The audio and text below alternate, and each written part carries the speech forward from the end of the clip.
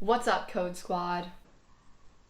My name is Kylie Ying, and today in this video, I've prepared 12 beginner Python projects, and I'm going to walk you guys through the implementations for all of them. Now, a couple of notes before we begin.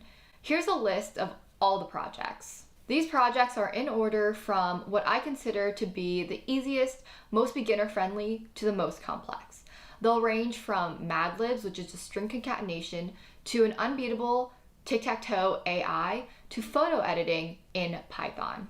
In addition, you might see me make a few mistakes, run into a few bugs during these tutorials. The reason why I decided to leave these in there is because I think it's a very important skill to know how to go back and fix your mistakes, because everybody inevitably makes mistakes.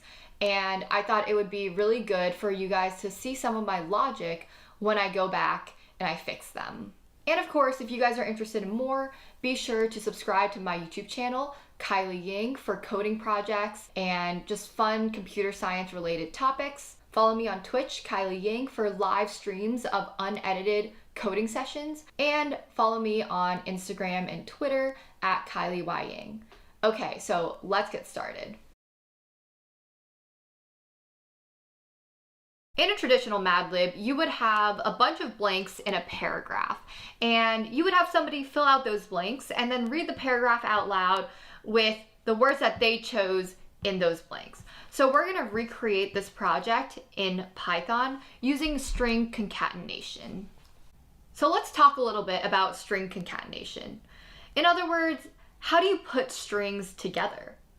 So suppose we want to create a string that says subscribe to blank, and this blank is going to be a YouTuber.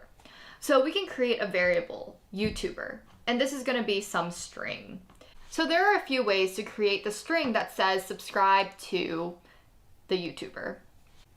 One way to do it is we can have the string subscribe to, and then we can concatenate it with YouTuber by just adding a plus sign. The second way is to have a string subscribe to, and then have these curly braces. And what we can do is we can call string.format YouTuber. And what this is going to do, it's going to put the YouTuber, whatever the value of YouTuber is, into where the curly braces are in that string. And now the third method, and what I think is the most straightforward, is called an F string. And in an F string, we can define this F string by just prepending an F in front of the string. And then we can say subscribe to, and then the curly braces. And then directly in the curly braces, we can add the variable name, YouTuber. So with an empty string, let's try running this real fast, just to check that there are no errors and they all turn out to be the same thing. So let's open terminal and run this script. So here we see subscribe to blank 3 times. No errors. Okay, everything looks good. So now let's try what the YouTuber actually filled out to some string. Let's just try Kylie Ying. So let's run this again, and you'll see that now all 3 of these print statements say subscribe to Kylie Ying. And so for the sake of this Mad Lib, we're going to use the last one, the F string, just because I think that's the cleanest way to express string concatenation. Okay, so starting this Mad Lib, so first we're just going to assign Mad Lib variable equals and then an F string. So let's say computer programming is so blank, where blank is some adjective. And now we have to define this variable adjective. So we can say adjective equals input. So here we're going to get a user input, and let's do adjective as the prompt.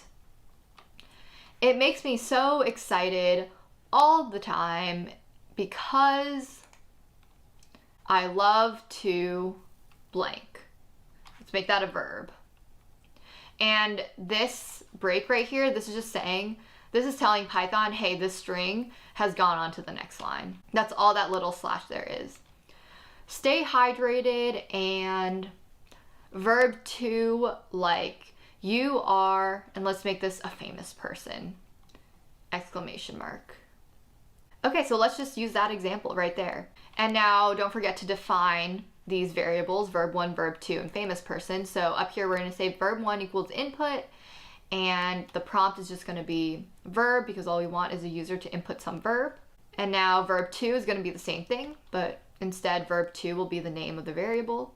And then famous person, again, equals input. So we're getting user input.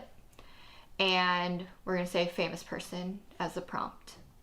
Okay, so I actually have to remove this space. And then at the end, we have to print the Mad Lib to show the user. So that's it though. Now we can run this code. All right, so adjective, let's do amazing. Verb, how about skydive? And then another verb, jump. And a famous person, Captain America. Okay, so our Mad Lib is computer programming is so amazing. It makes me so excited all the time because I love to skydive. Stay hydrated and jump like you are Captain America. And so yeah, there you have it. That's Mad Lib in Python. All right, so if you guys actually download my code, which is linked somewhere below, you'll notice that there's a file called randommadlibs.py. What this is gonna do is it'll choose one of these 4 Mad Libs that I've prepared, and it'll let you play that game. All right, adjective, pretty. Another adjective, soft. Another adjective.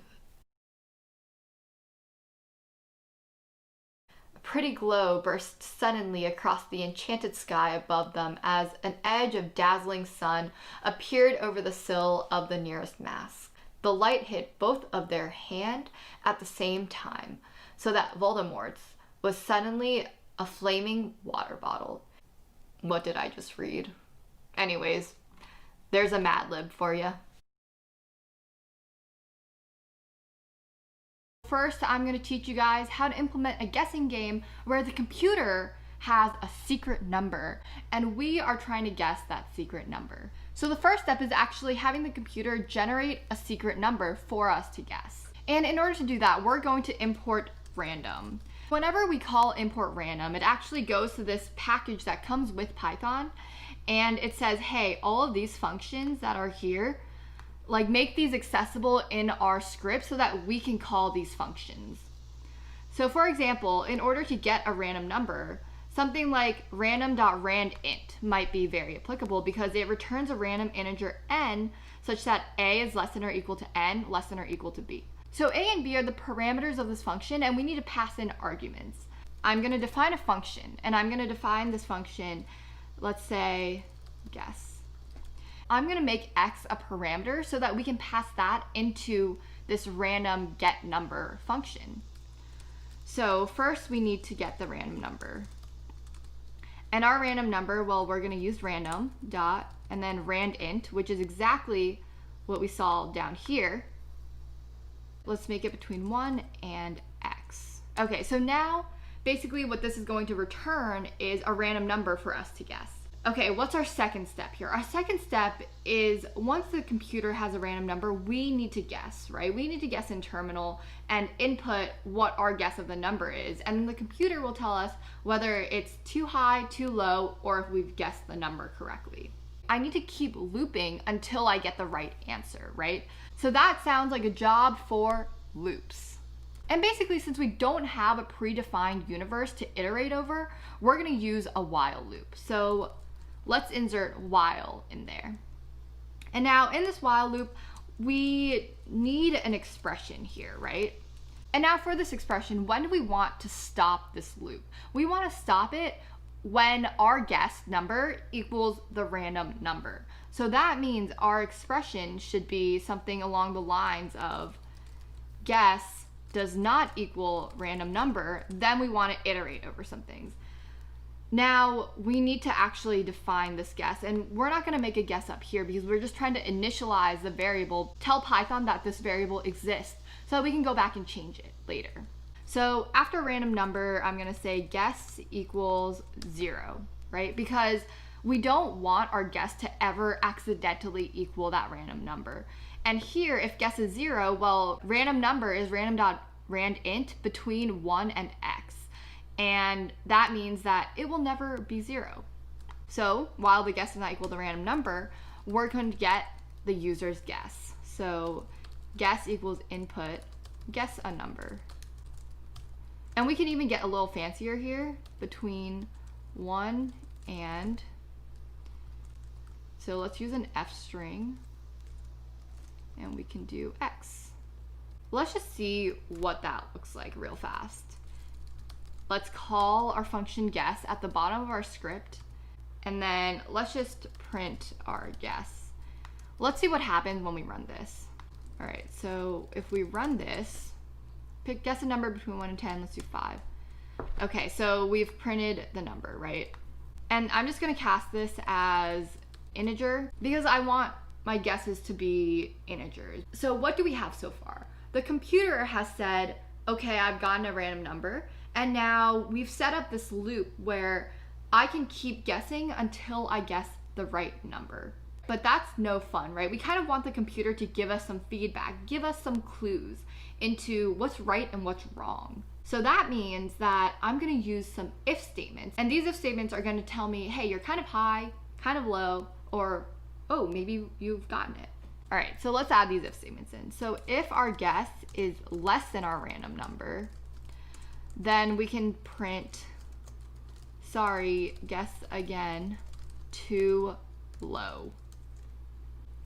All right, but then else if our guess is greater than our random number, then we can print, sorry, guess again, too high. And then if it's not less than, if it's not greater than, that means it's just right. It's in that Goldilocks zone, right? And that means that you have guessed the jackpot. You have guessed that random number. And so what do we do then? Well, we actually don't have to do anything because remember this loop? While the guess does not equal the random number, it does all of this. But as soon as your guess equals a random number, so once you've input this guess, we don't hit any of these if statements. So then we come back to while the guess does not equal the number, but now your guess equals the random number. So it actually breaks out of this loop, meaning that at the very end, I can print, yay, congrats, you have guessed the number. And you know what? We can even just toss in our random number in there. So let's use our F string again. Yay, congrats, you have guessed the number, random number, correctly. All right, are we ready to play? So if we go to terminal, let's run our script. Okay, guess a number between 1 and 10. I'm gonna do 4. Okay, it was too high, so maybe 2?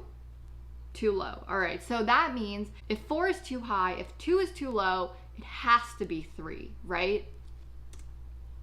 Wow, look at that. I've guessed the number 3 correctly. Woo!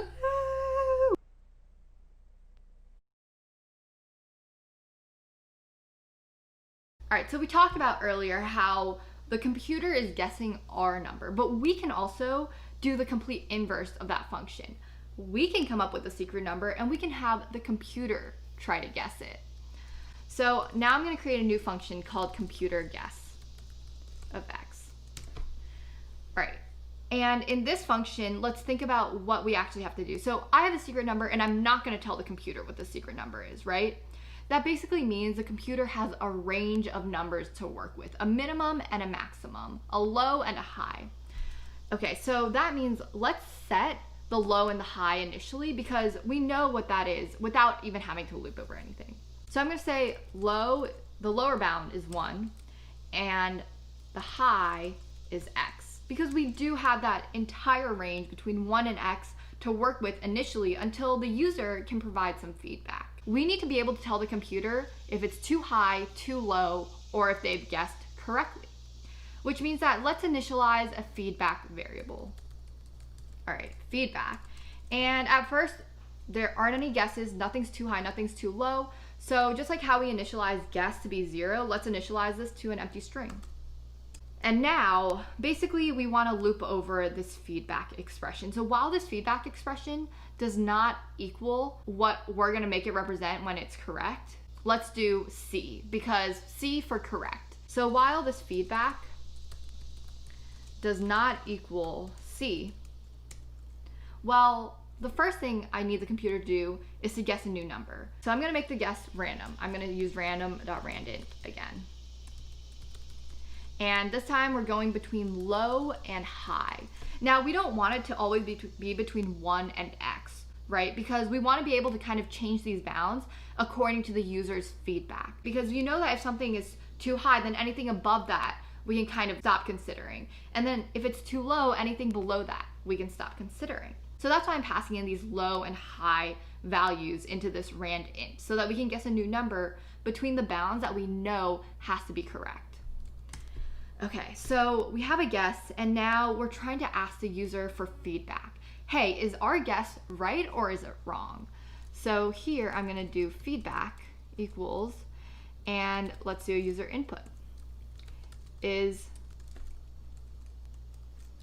So I'm gonna use an f string again so I can put this variable inside my string.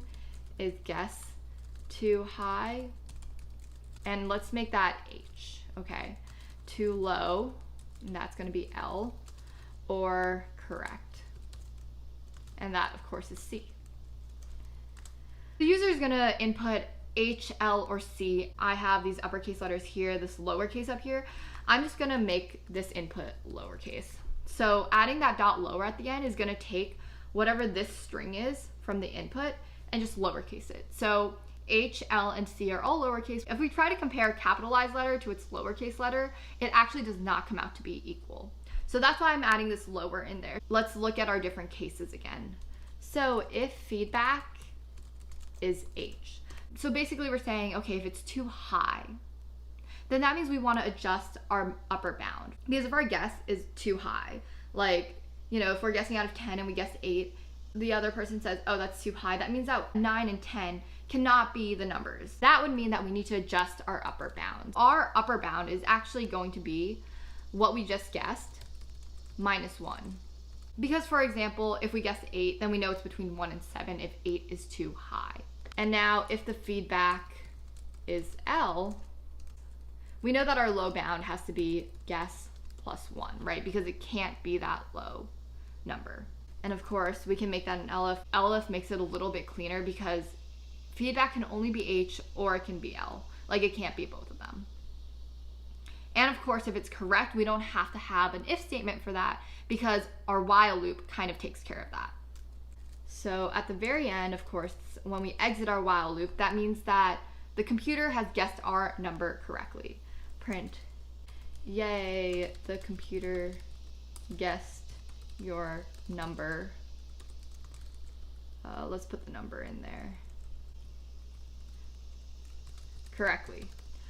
And so I'm gonna put guess in this f string because, so that means that outside of this for loop, this variable guess is actually the last thing that the computer had guessed, which means that, you know, if it's correct, then that is our secret number.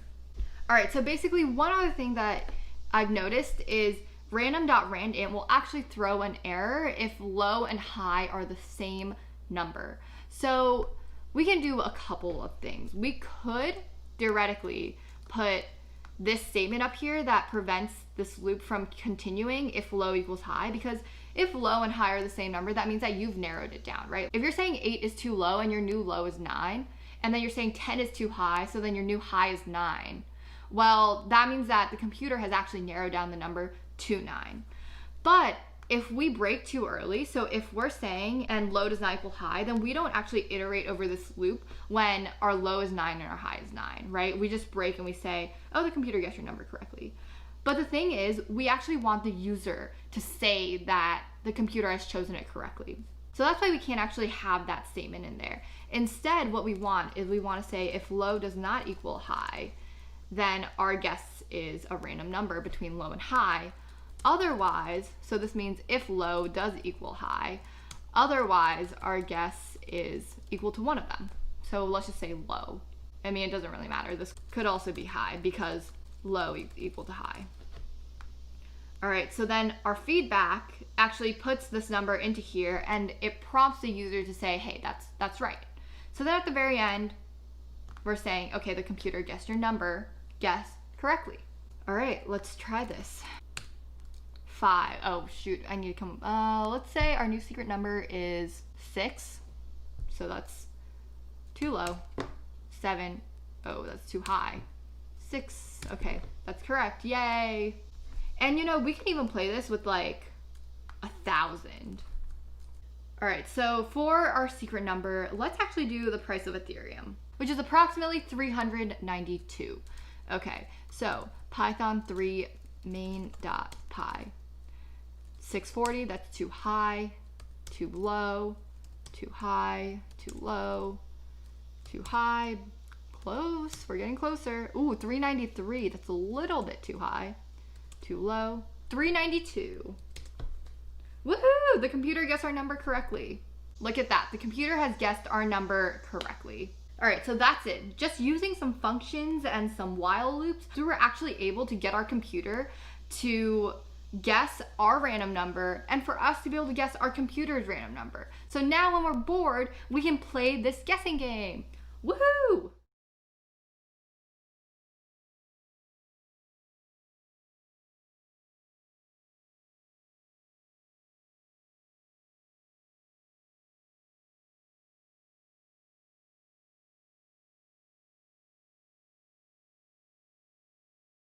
So the next beginner project idea is rock, paper, scissors. This one's super simple, but it's a step up from the previous one. Here, we're gonna be using random. So we definitely wanna import random, and we're gonna be using a function. So basically, we want some user input, right? Because we wanna play against the computer. So the user is gonna put in an input. Let's use R for rock, P for paper, or S for scissors. And then the computer is also gonna choose. And here we're gonna do random.choice because we have our 3 different choices, R, P, and S.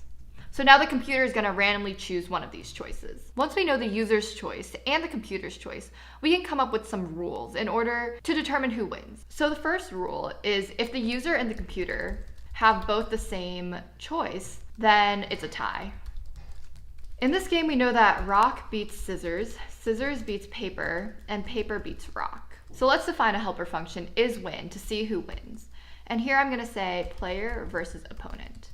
And this will return true if the player wins. And now we're just gonna use this little rule that we had to see.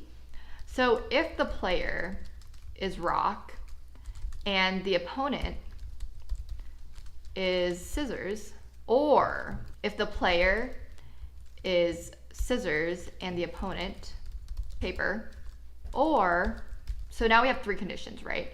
Or the player is paper and the opponent is rock, then we know that the player has won. So we're gonna return true. So now we're gonna ask up here if the user has won. So isWin user or computer. So the computer is the opponent and the user is the player.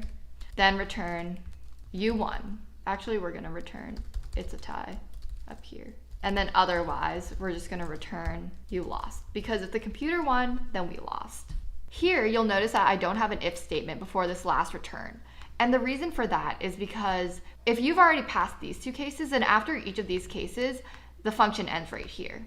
Or in this case, if you won, then it ends right here. The only way that we can ever reach this line is if we didn't go through any of these, which is the same. It just saves you an extra line of code. Instead of saying else, or instead of saying if isWin computer comma user. Because the only way we get to this line is if this is true. So we don't even need that line. So here we're gonna print play. And here I'm actually gonna add a line break and say, what's your choice? Now let's see what this looks like. What's your choice? R for rock, P for paper, S for scissors. I think I'm gonna go with scissors. Oh, I lost. Let's play again. Rock. I won!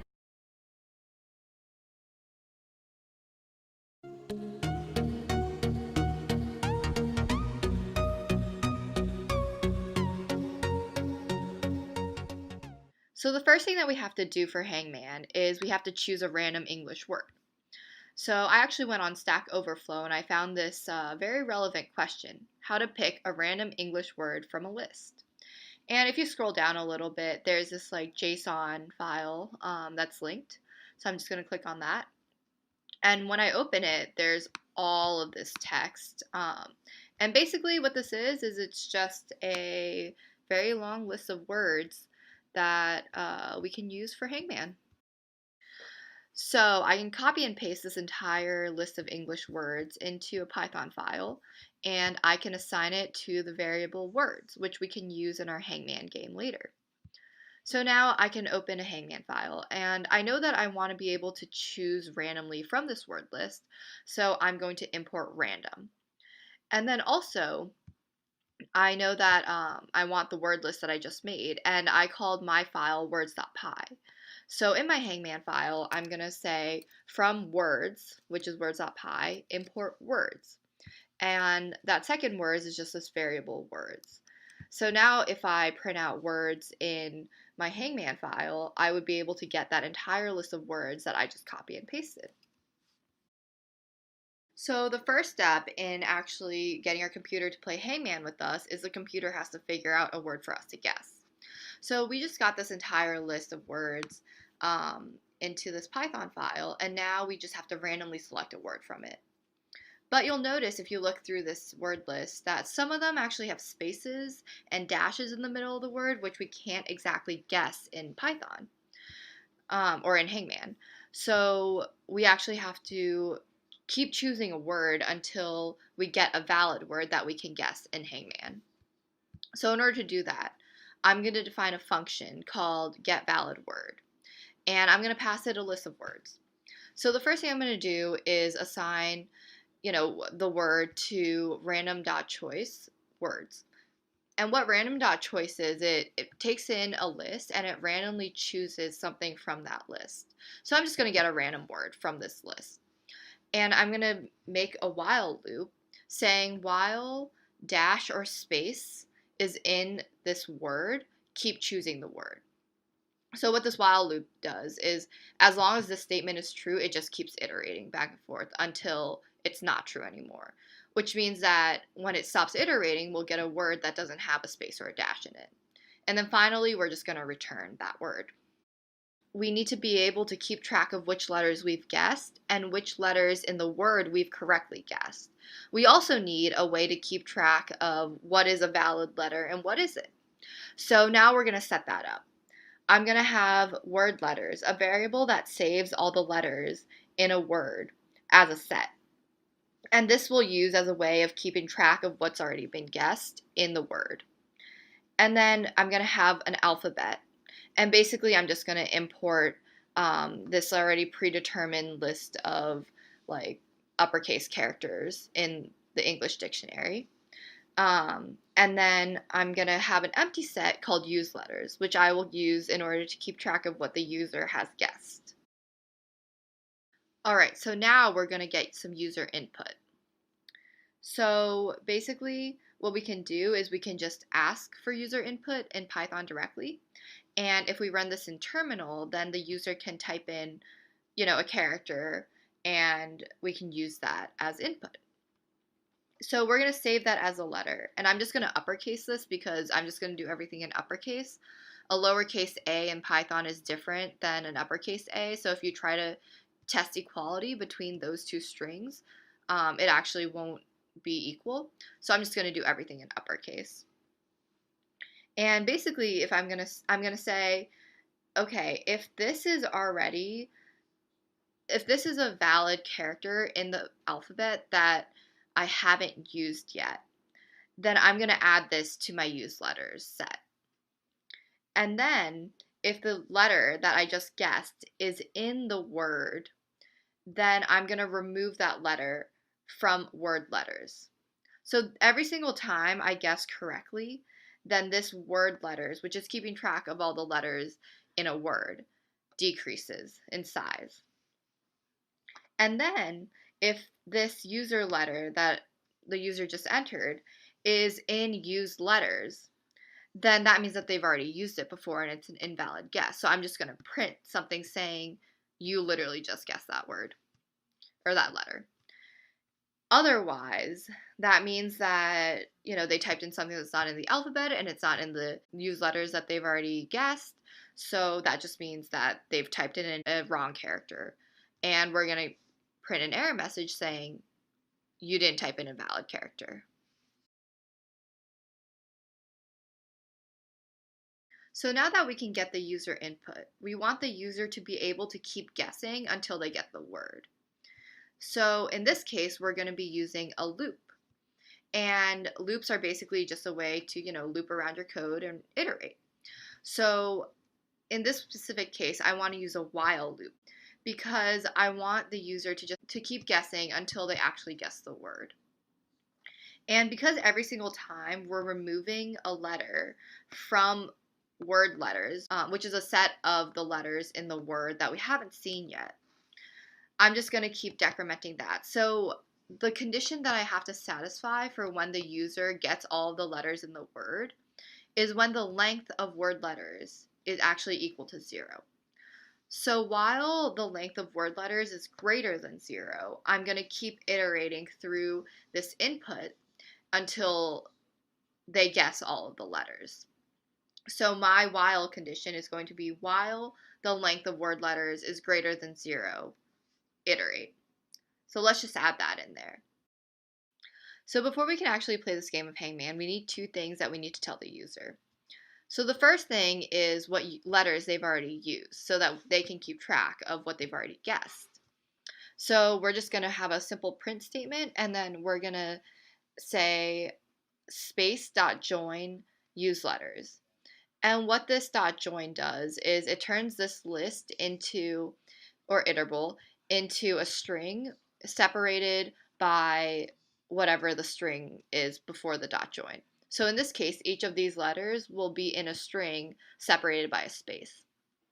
The second thing that we need to do is we need to tell the user what the current word is, but with dashes where the characters that they haven't guessed are.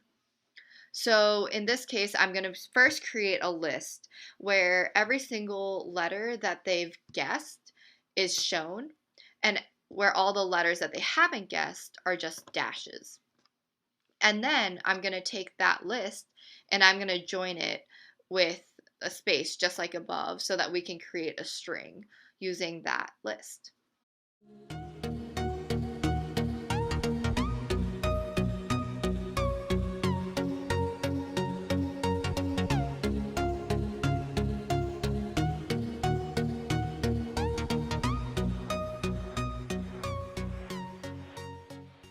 In that game, I literally could have guessed as many times as I wanted to.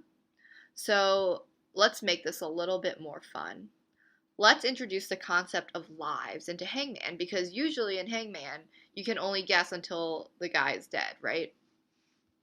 So let's say you get 6 lives. So the first thing we have to do is if the user has the letter in word letters, then you want to remove the letter. But if they don't, then that's when you want to take away a life. So with my lives variable, which is set to 6 at the beginning, I'm just going to subtract 1 there. And I'm going to tell the user that your user letter is not in the word.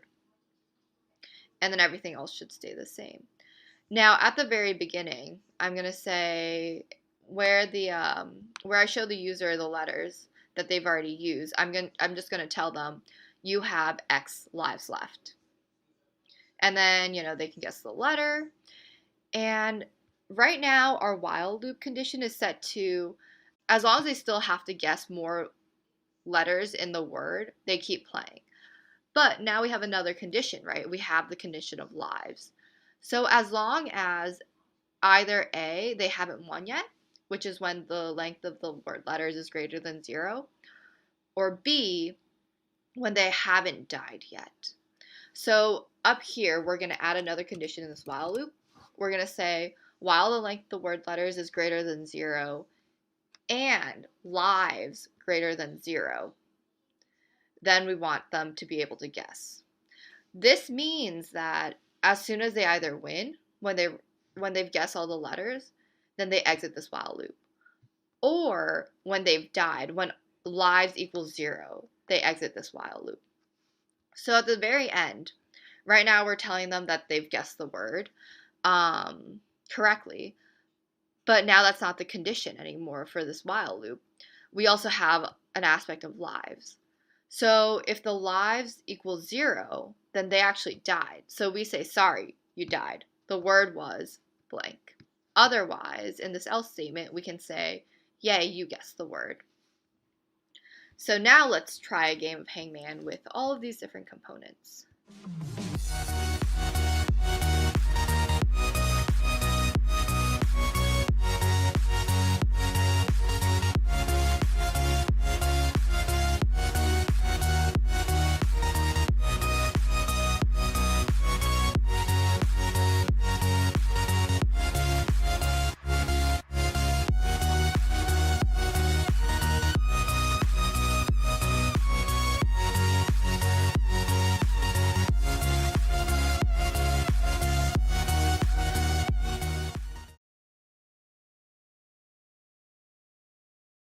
Now we're going to create a command line version of tic-tac-toe with various types of players.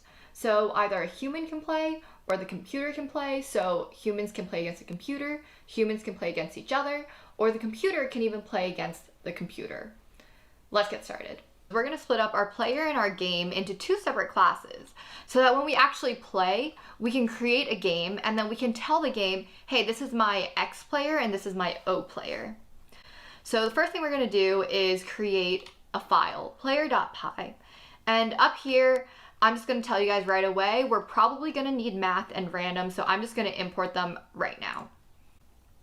We're going to have a base player class, and in this class, we're going to initialize it with the letter that the player is going to represent.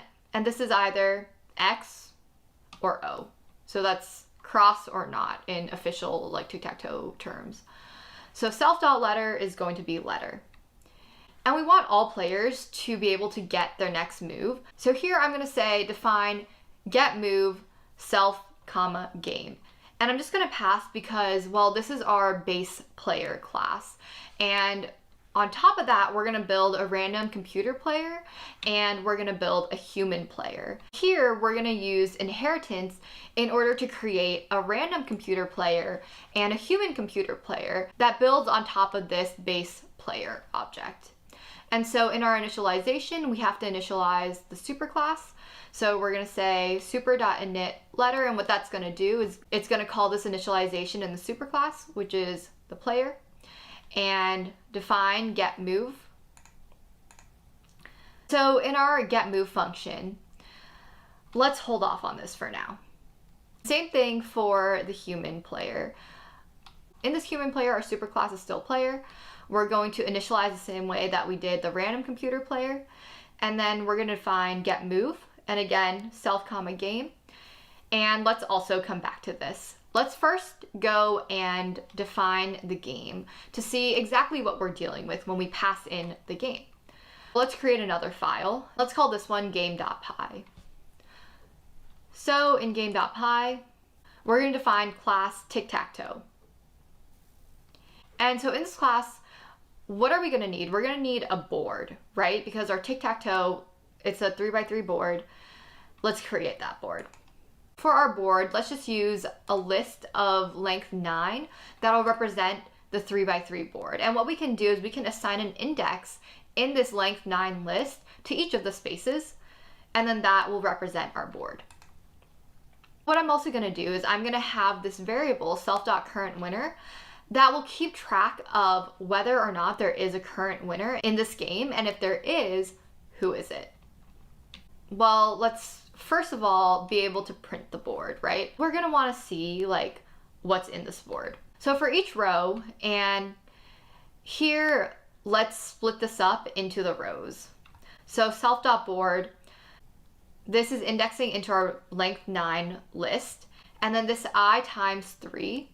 So we're doing I in range 3, right? So this I times 3 to I plus 1 times 3. So basically that's saying like which group of 3 spaces are we choosing? Is it the first one, second one, or third one? And that represents the row. Indices 0, 1, 2, that's the first row. Indices 3, 4, 5, that's the second row. And then 6, 7, 8, that's the third row. For each row, what we're gonna do is we're gonna print, and these are just gonna be some separators. So let's add these, and then dot join row is just saying like join them in a string where the separator is this vertical line. So you guys don't have to worry too much about print board because I don't think it actually like contributes much to the logic of the game. It's just how do you print this? Okay, and then here for print board numbers, well, this is a static method because it doesn't relate to any specific board. We don't have to pass in a self. What this means is we're just going to print out which numbers correspond to which spot. And so for example, here you can see it's 0, 1, 2, etc. And so our number board is going to be string and then whatever I is. For each I in range, again, this is a row, right? This number board might seem kind of scary, but if we think about this, for j in range 3, so that's j equals 0, 1, 2. Here, this range is j times 3 and then j plus 1 times 3. So this is the exact same range that we saw up here for each row. So what this is saying is essentially just give me what indices are in the rows for each of the rows. This is going to come out to like 0, 1, 2. That's one subarray. And then 3, 4, 5. That's another subarray. And then 6, 7, 8. We're going to concatenate these strings the same way that we did above in print board.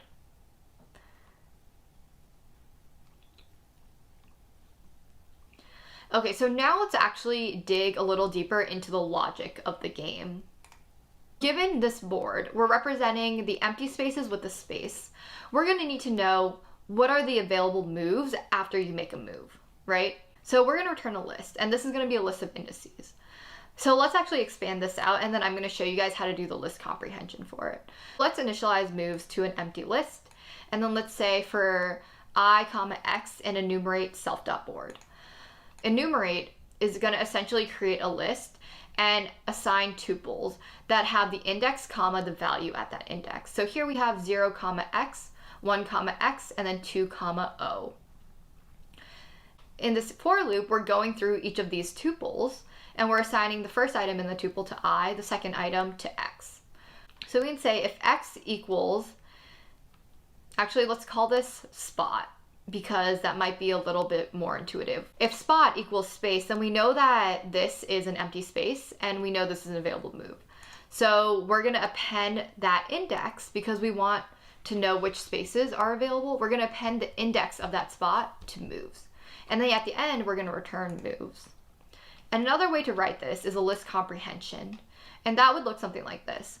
I for I comma spot in enumerate self.board. If spot equals space.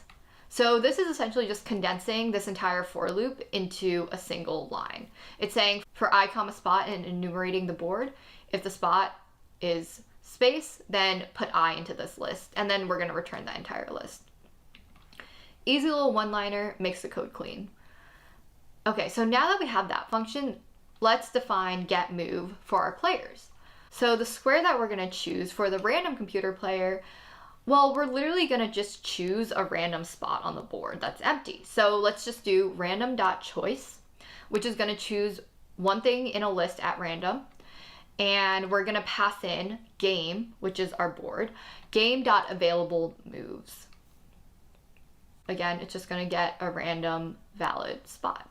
Okay, so the human player, we want the human to be able to choose a spot based on some input that we pass in through terminal. We want the user to keep iterating until they achieve a valid square. Initially, we're going to say valid square equals false, and then the value is none because the user hasn't input a value yet. Let's say while not valid square, so while valid square is false, our square is going to be input and then self.letter, so X or O player's turn, because we want the user to actually look at terminal and not get confused by whose turn it is. And input move 0 through 9. So what we're going to do is we're going to incorporate a series of checks to make sure that this is actually a valid number that we can put in. So here we're going to wrap it in a branch. So for the try, we're going to say value, so this val equals int of square. Remember, square is this input that the user has input. If we can't cast this to an integer, if we can't cast this to a number, so if they input like XYZ for square, it's going to raise an error when you try to cast it to an integer. And then the second part, if the value that they give you is not in game.available moves in the list of available moves, then we can raise a value error. And so essentially, if either one of these things goes wrong, then we know it's not valid, right? If we pass both of those, then we can say valid square equals true because it's valid.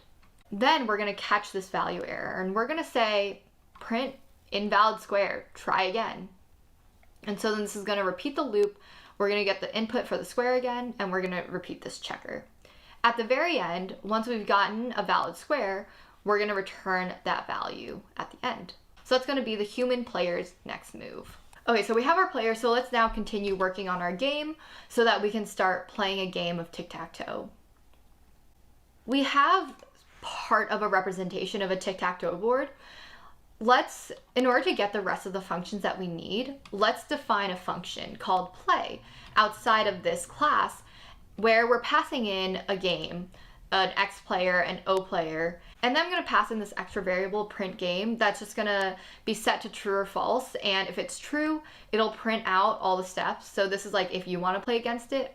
But later on, if we want the computer to play against itself or like a bunch of iterations, we don't need to see the computer print out every single game. So then we can toggle that to false. If we're printing the game, then we're going to say game.printBoard numbers, right? Because then we can see which numbers correspond to which spot. And the starting letter, let's just assign that X. I don't know if that's like what tic-tac-toe actually starts with, but we're just going to say X. All right, so now while the game still has empty squares, so while the game is still like incomplete, we're just gonna keep iterating, right? And we don't have to worry about the winner because the output of this play, let's just return the winner. We don't have to worry about continuing this loop because we'll break out of it with that return statement. So in order to check whether the game still has empty squares, let's create a function within the class called empty squares. Pass in self. And what we're going to do is we're going to check if there are any empty squares on the board. So we can just say return space in self.board. And space in self.board will become a Boolean. Empty squares will just return a Boolean of whether or not there are empty spaces in the board. And we might need to know the number of empty squares.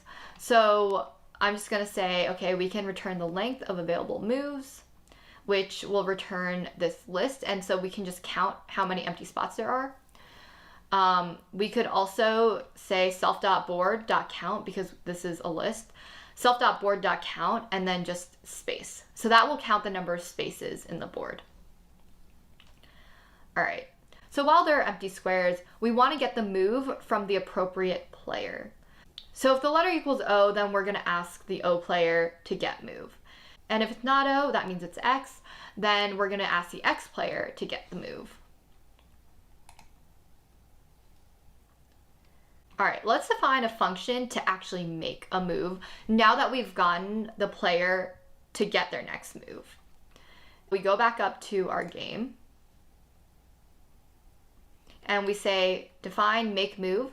When we make a move, we need information about what square the user wants their move to be at and then what letter the player is. So we know like what to assign that square. If the move is valid, then we make the move and then we return true.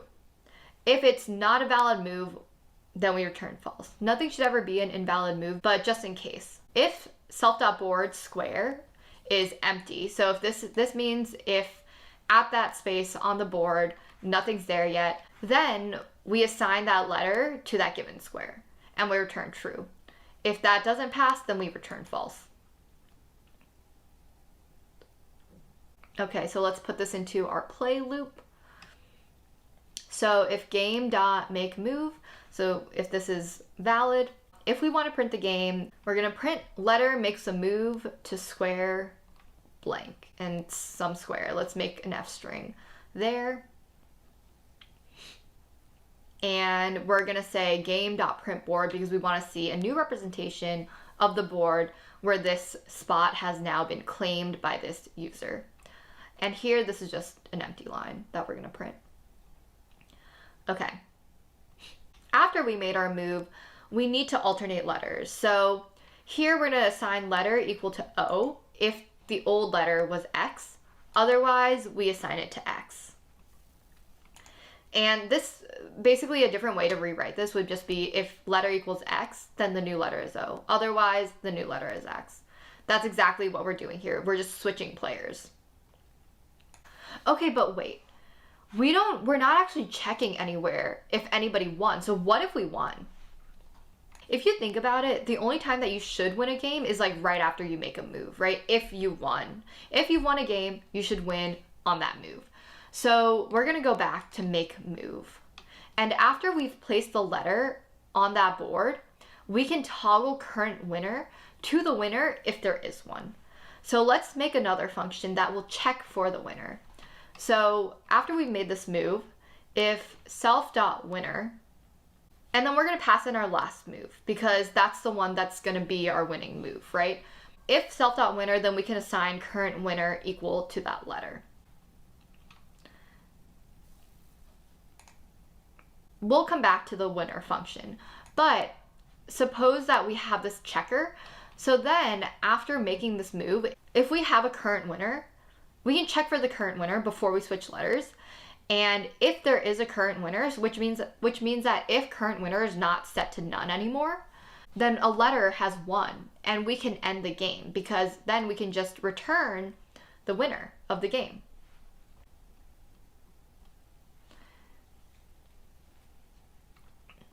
So in this game, we're going to return the winner if there is one, and if there isn't, then we're going to return none. So that means none is a tie. And we're going to return the letter of the winner.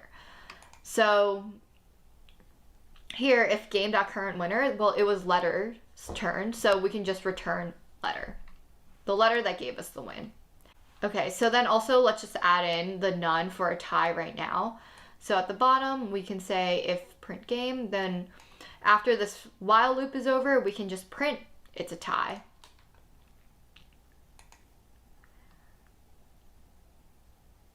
All right.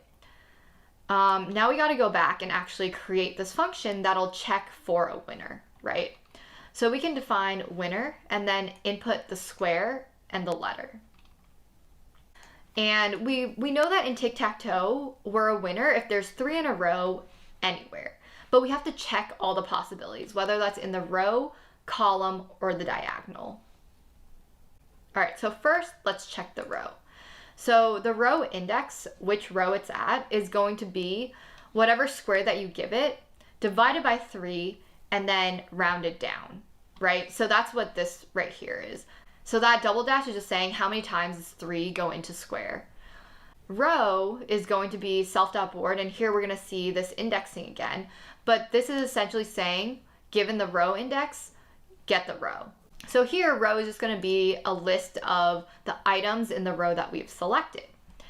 And we can say if all, so this is going to be, all is saying like if everything in this list is true, then this comes out to true, otherwise it comes out to false. So if all, and then within this list, we're going to do another list comprehension. So for every spot in the row, we're checking whether or not that spot equals the letter, because that's how we're checking for 3 in a row. So if all the things in this row are equal to that letter, so that means that we have 3 in a row in this row, then we can return true. If not, then we keep going, right? So then let's check the column next. And we're going to use very similar logic. So the column index is, okay, divided by 3 and then take the leftover. So that's going to tell us which column we're in. The column is going to be the self.board. And here we're going to do another little indexing trick. But if we take the column index and then for every single row, so that's I, for every single row, if we add the column index, then we essentially get every single value in that column, right? And we're going to put that in a list. And that's going to be our column. So here column is just going to get everything in the column where we just moved to. And again, just like above, we're going to use this if all checker, and instead of row, we're just going to replace it with column. So if everything in the column is equal to the letter, then we return true. Okay, so now finally, if that doesn't come out to true, we're going to check our diagonals. Intuitively, we can kind of see that the only way to win a diagonal is if you placed a move that was along a diagonal. Here, we're going to check if the square that we had just moved to is actually an even number, 0, 2, 4, 6, 8. And these are the only moves possible because these are the diagonal spaces. So if we assign 0, 1, 2 to the top row, 3, 4, 5, 6, 7, 8, it's pretty easy to see that the top left is 0, the middle is 4, and the bottom right is 8. And then the other diagonal would be 2, 4, and 6.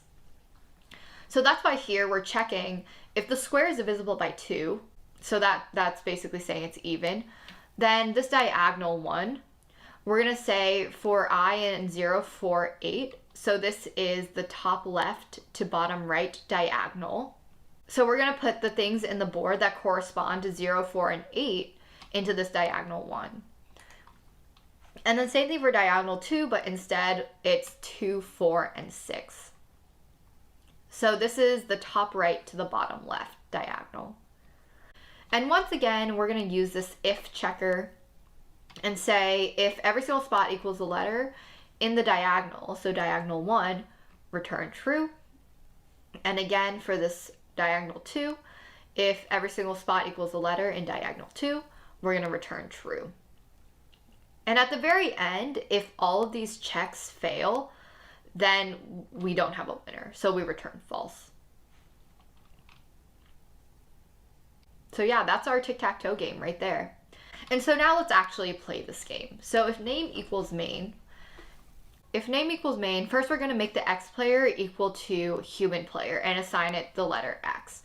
So actually at the very top, we have to go back and we have to import human player and random computer player from our player file. Otherwise, this game.py file has no idea what's in player.py.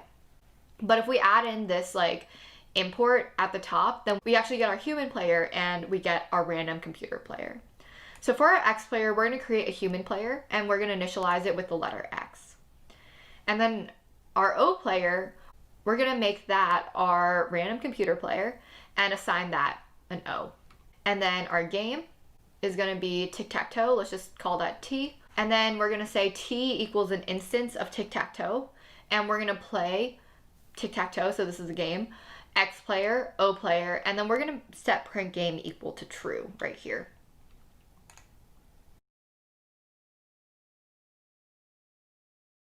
All right, so let's pull up a terminal and let's play a game. So Python 3 game.py.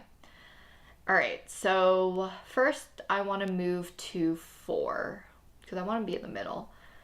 Okay, it's saying it's a tie, that's weird. But O makes a move to square 7. Let's try to go fix this, it's a tie. So if we go back into our loop, we actually see that print it's a tie is still within this while loop, and that's not right. What we need to do is actually unindent it to make it fall outside the while loop. So it's only after there are no more available spots, which means that there is a tie, are we going to print it's a tie. First, we're going to go again to square 4. O is making a move to square 5. Okay. So I actually don't like how as soon as I said, okay, go to 4, the computer just like print out its move immediately. So what I'm going to do is during this while loop, so for every single iteration that we switch on and off, I'm going to add in a tiny pause. And I can do that by calling time.sleep. And let's just say 0.8. That's 0.8 seconds. And at the very top, we have to import time in order to make this work. So here we're going to do a little tiny break to make things a little bit easier to read, essentially. And let's try running this again. So we make a move to square 4. O makes a move to square 6. And let's try the top left. So 0. O goes to 3. And we want that bottom right. So let's do 9. Oh, 8. We actually have to fix that text too, though. Okay, so we see that we win, though. All right. Let's go back into the code, and it should actually be in player.py. Here, we're just going to edit this. It's actually 0 to 8. Okay, save it. So we were able to actually detect that it was an invalid square and that we had to try again. So yeah, that is our bare bones tic-tac-toe implementation.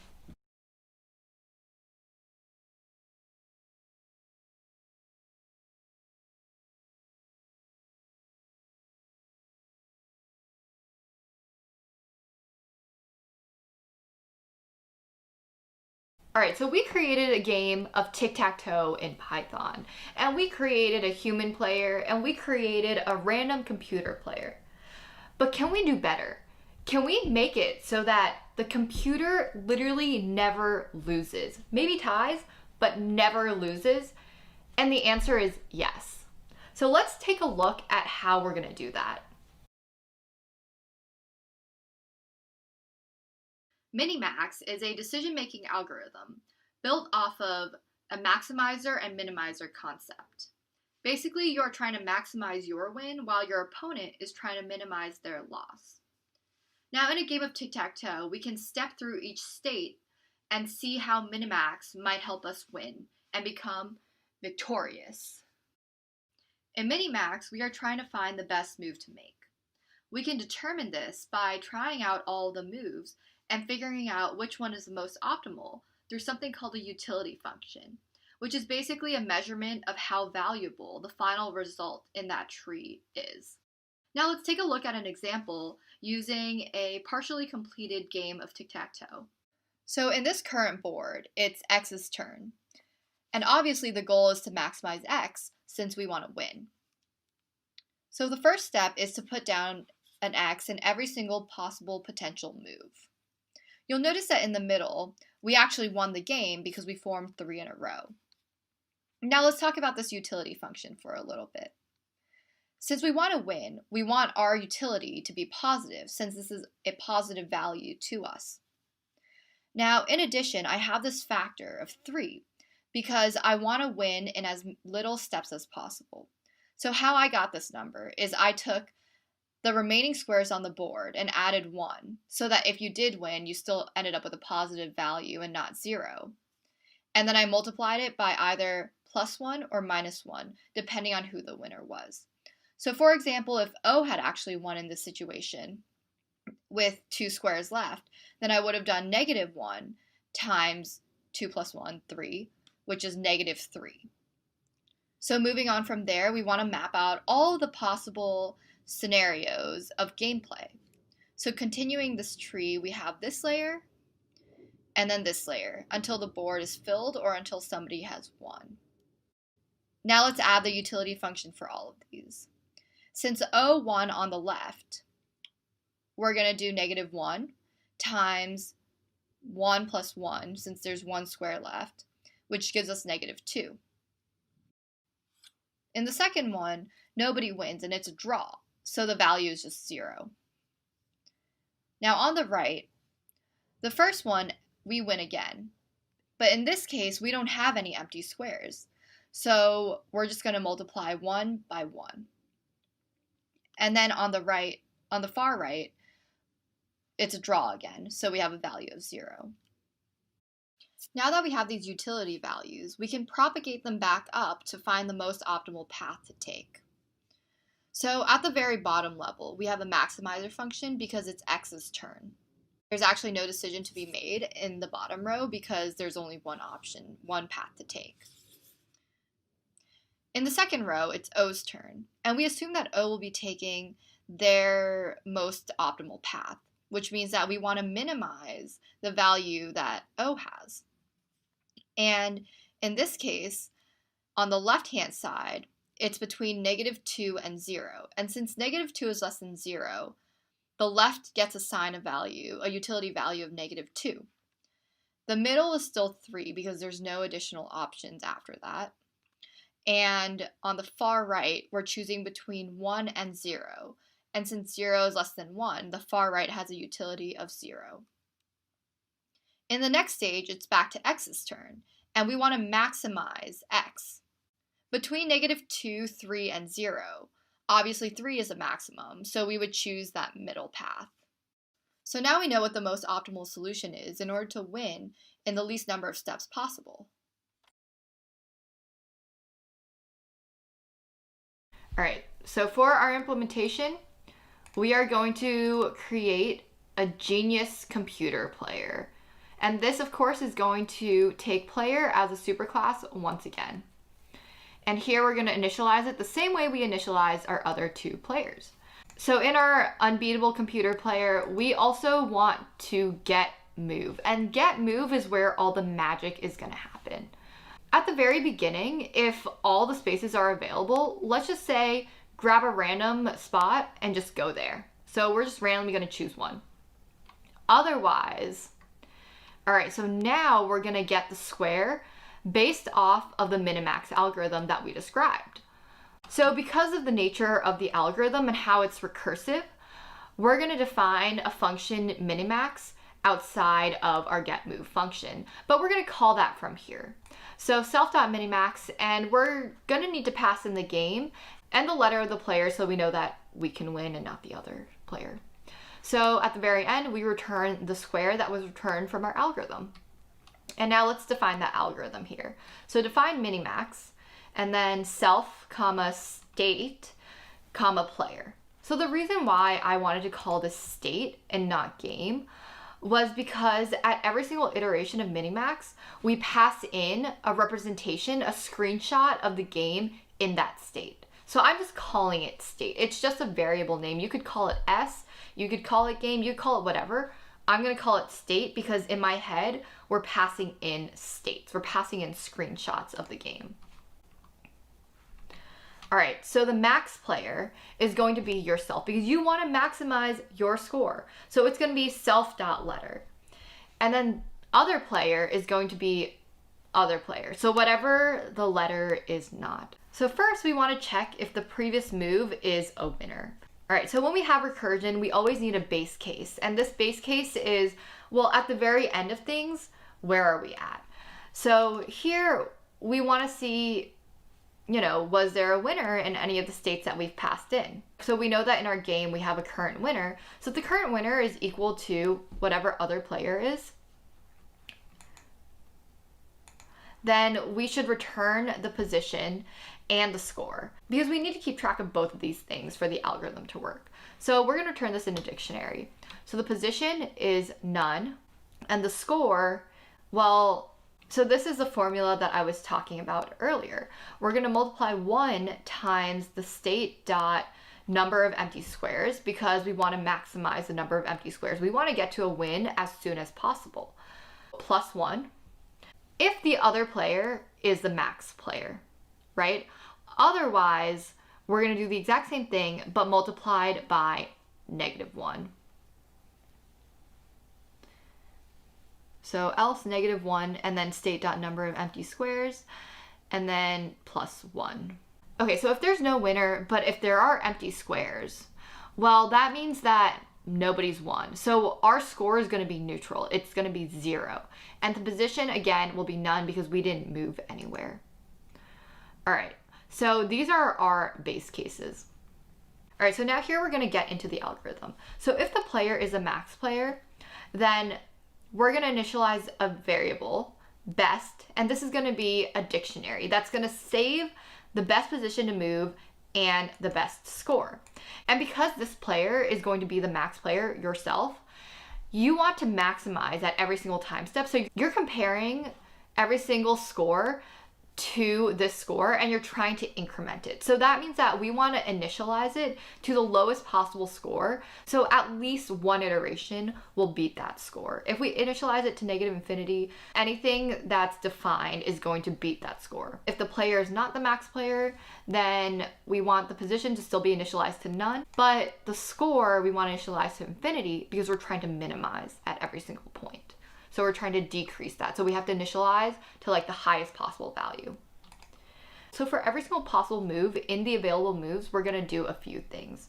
So the first step is we're going to make a move and we're going to try that spot. So in step 2, we're going to recurse using minimax to simulate a game after making that move. So what happens like from there on if we make that move? All right, so step 3, we're going to have to undo that move so that we can try the next one in a future iteration, right? The fourth and final step is we need to update the dictionaries if necessary. So if your score from that possible move actually beats the current best score, then we want to replace that dictionary with whatever we get from that possible move. All right, so let's get into implementing these. So for step 1, we want to call our state.makeMove, and this is going to be whatever possible move and the player that's making that move. So player, right? And then our simulated score is going to be, well, we just made that move. So now we're going to pass the new state into minimax again. And so here I'm going to call self.minimax state, comma, and then we're going to alternate players. So it's going to be the other player. Step 3, we undo the move. So at that possible move on the board, we reset it to an empty space. And then we set the state.current winner back to none. So this is undoing whatever move that we just did. And the simulated score, okay, so remember that at the very end, we return this position and then none, right? So we actually have to set what position we just moved to. So here, our simulated score position actually equals the possible move that we've just passed in. Otherwise, this would kind of get messed up from like the recursion part. All right, so now in our fourth and final step, we say if the player is the max player, if the sim score is actually greater than our best score, then we replace this best dictionary with the sim score dictionary. Otherwise, this means that your player is actually the min player, and your sim score, if it's less than your best score, we again replace our best dictionary with the sim score because we've successfully gotten a lower score. And so what we're doing is we're trying to maximize the max player, but minimize the other player. And at the very, very end, after we've tried every single possible step, then our best score, this best dictionary, will contain the best next possible move and the best score that can arise from it, right? It ends up returning a dictionary of the position and the score. So in order to use that in our get move for our Genius Computer player, we have to actually index for position. And then that'll return the square, the position where we're actually going to go. Oh, actually this should be class. Sorry, that was a little mistake from my end. All right. And now instead of random computer player, let's try playing against the Genius Computer player. And we have to, of course, import that. Let's start a game. We're gonna go to the middle square, so 4. And we get this error. So let's go back to our code.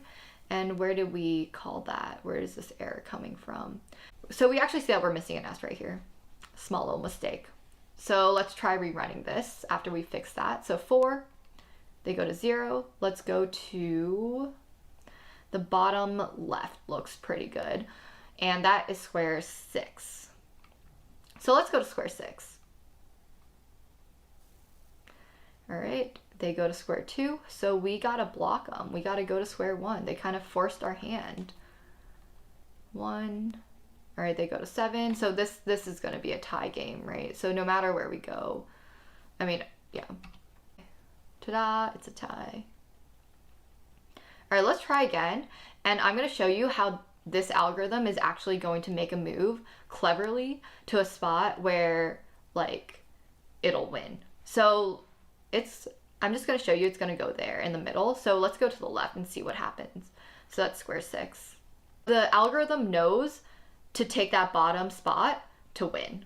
And here what we actually can do is we can set this Genius Computer player to play against a random computer player. And what I'm gonna do is actually turn print game to false and make this play a bunch of times. So we're gonna keep track of number of X wins, O wins, and ties. And then we're gonna say like, let's run this 1,000 times. Remember that play passes back whoever wins, right? All right, so I'm actually gonna put this time.sleep in print game. Otherwise it's gonna be it's gonna slow it down unnecessarily. So at the very end, our result is gonna be whatever play spits out because that's the winner. So if the result is X, then we're gonna increment X wins, plus equals 1. If the result is O, then we're going to increment O wins by 1. And then now if it's none, so that means X doesn't win, O doesn't win, then we're gonna increment ties by 1. And then at the very end, we're gonna print like who won what, right? So after 1,000 iterations, we see X wins, X wins. we see O wins, and then we see ties, number of ties. All right. Let's try running this 1,000 times. This actually takes a while to run, so let's do a little bit of magic called video editing. And bam, we see that after 1,000 iterations, we see 0x wins, 793 O wins, and 207 ties. And you can run this with the human, with the random computer player as X or O, but if you're playing against a genius computer player, you will realize that it never loses. It only wins and it only ties, but it never loses. You can run this with like a million iterations and it will not lose.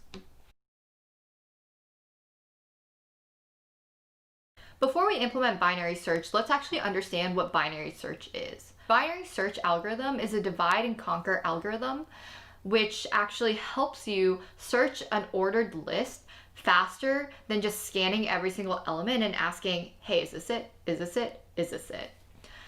And what I mean by divide and conquer is that binary search essentially works like this. Assume that we have some list of ordered elements from least to greatest.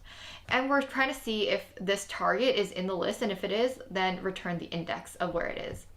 So essentially we're searching this list for this target. So what we can do in binary search is we can go to that middle element of this list and we can ask, hey, is the target equal, less than, or greater than this middle element? If it's equal to, then well, we've found it, right? But if it's less than, then we know that it actually has to be on the left side of that element, and we can completely disregard searching anything greater than that element, so we can completely disregard the right-hand side of that list. And now vice versa, if it's greater than that middle element, then we only have to search the right half of the list. And now, again, we can reiterate on that one section. So we divide and then we conquer that one section. So in that left side, let's say that our target is smaller than. So let's say our target is 7 and 7 is less than 15. So on that left-hand side, what we can do is we can redo the exact same thing. Take the middle of that left-hand side. Our target, is it less than, greater than, or equal to? If it's equal to, we're done, we found it. If it's less than, again, we look at the left-hand side. If it's greater than, then we look at the right-hand side, but up to that middle point where we've already checked, because we're limiting ourselves to that left-hand side of the array. Let's say that our target is actually greater than this next middle. And so then we look again on that right-hand side of the array, and you can imagine how with a really, really big array, we keep dividing it in half every single time, because eventually it'll either be the midpoint of a bigger array, or we'll come down to like a subarray of like size 1, and then we found our element there. So in this project, I'm actually going to prove that binary search is faster than naive search. And by naive search, I just mean you're iterating through the entire list and you're asking, hey, does this value equal our target? What about here, here, here, here, here, and so on. And so you're basically asking every single element until you hit whatever your target is. So in naive search, we're scanning the entire list, asking if it's equal to the target. If it is, then we return the index. If not, then we return -1. So let's define naive search. We're going to give it a list L and a target.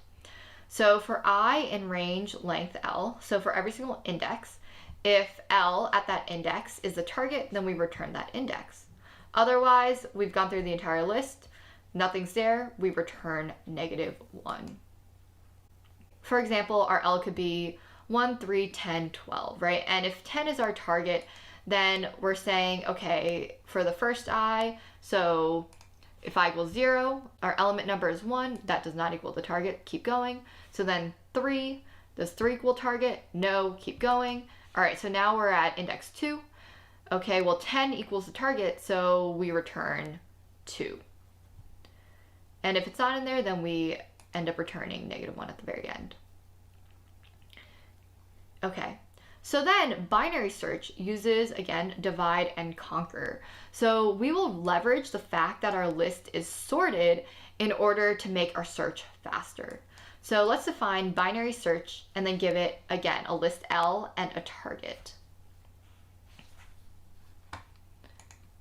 All right. So here I'm going to provide another example, and I'm actually going to add one more element in here, so it's one longer than our previous example. So 1, 3, 5, 10, 12. And let's say we're searching for 10 again. And so here we're just saying, okay, it should return 3, index 3, because 10 is at index 3. So the first thing that we have to do is we have to find our midpoint. So our midpoint is going to be the length of this list and then divided by 2, but rounded down. And this double dash here, this means how many times does 2 go into length, right? So that's going to give us approximately the index of the midpoint. So now if L at this midpoint, so if this list at the midpoint is equal to the target, then we can return that midpoint right there because that's our index. Now, if the target is less than the value at that midpoint, so our target's 10, our value is 5. So this is comparing 10 less than 5, right? Which is not true. But if it were, again, this is saying like chop off half of the list and iterate over only one section of it. So we're going to recurse. So we're going to use binary search again on that one section that we're given, which here would be 1, 3 if this statement had been true. So again, we're going to have to pass in some list, and I'm just going to leave this as L for now. We have to divide it. We're not dividing anything right now, but I'll get back to it. So then in the else statement, well, this means that the target has to be greater than whatever value is at that midpoint. So we only check what's to the right of it, right? So then we do another binary search. All right, now these two, I told you guys I would get back to the fact that we're going to divide it in a bit. And what we can do is we could theoretically say, okay, actually just pass in that half of the array. So we could index L so that it's the left or right hand side, but then we just have to add the index back in. Another way is that we can add in low and high into our binary search. And these are going to be the lowest indices to the highest indices that we search. And then here, when we recurse, we can say the low is equal to the current low, but the new high is going to be the midpoint minus 1. And then for the other side, we can say the low is now going to be, well, the next one after the midpoint, all the way until whatever the original high value was. And again, low and high are indices. So these are all the indices in our list that we can check. And these are just bounds on the indices. All right, so first, if low is none, then let's set low to 0 because we want low to be the lowest possible index that we can check. And then high, if high is none, high is going to be the highest possible index that we can check, which is length L minus 1. All right, and then for our midpoint, instead of just the length of L, we're going to change this to low plus high because remember, this is the lowest indice plus the highest indice. So the average of those two would be whatever index is in the middle. So that's our midpoint. How do we know that our target's not even in the list? What we can do is we can say, all right, down here, every single time our target is to the left of the midpoint, we're actually subtracting 1 from the high. And then every single time our target is to the right of the midpoint, we're adding 1 to the midpoint for the low. So if the high bound is ever less than the low bound, that should never happen theoretically if this were iterated properly. The only time is when it can't find it. So the target is not in the list, then we return -1. So that's our case of, it's not in this list. All right, so if name equals main, then let's create a list, 1, 3, 5, 10, 12. Let's make the target equal to 10, and then let's print naive search of this list and then the target, and then also binary search for that.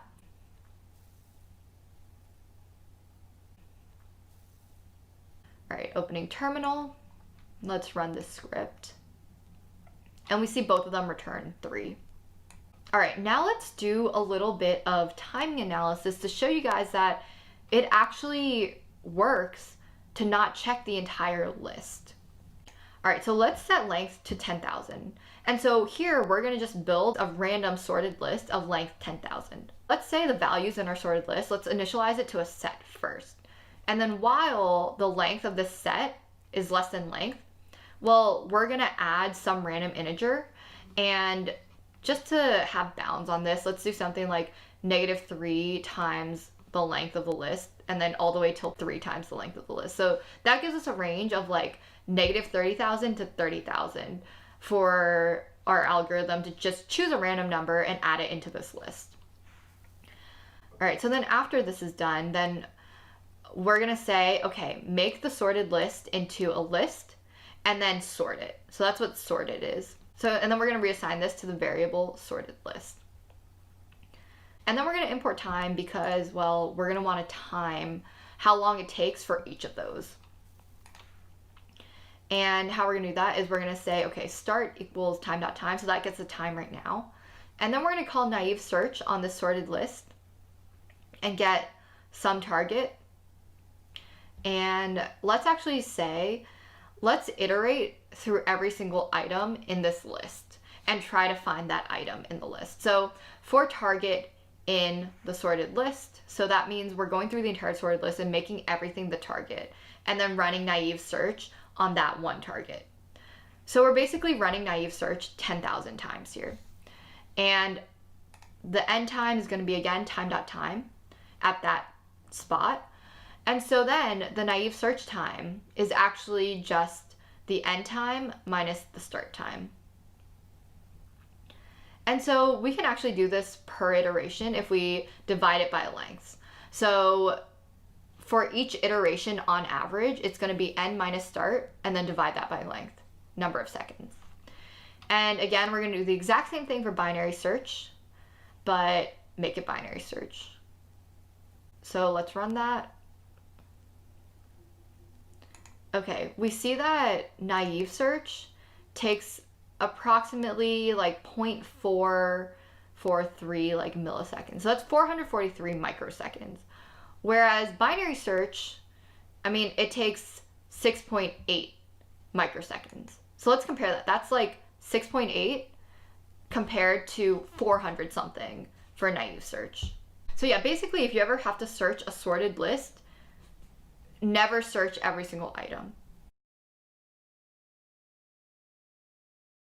I'm going to be showing you guys how to build a command line version of Minesweeper that looks something like this.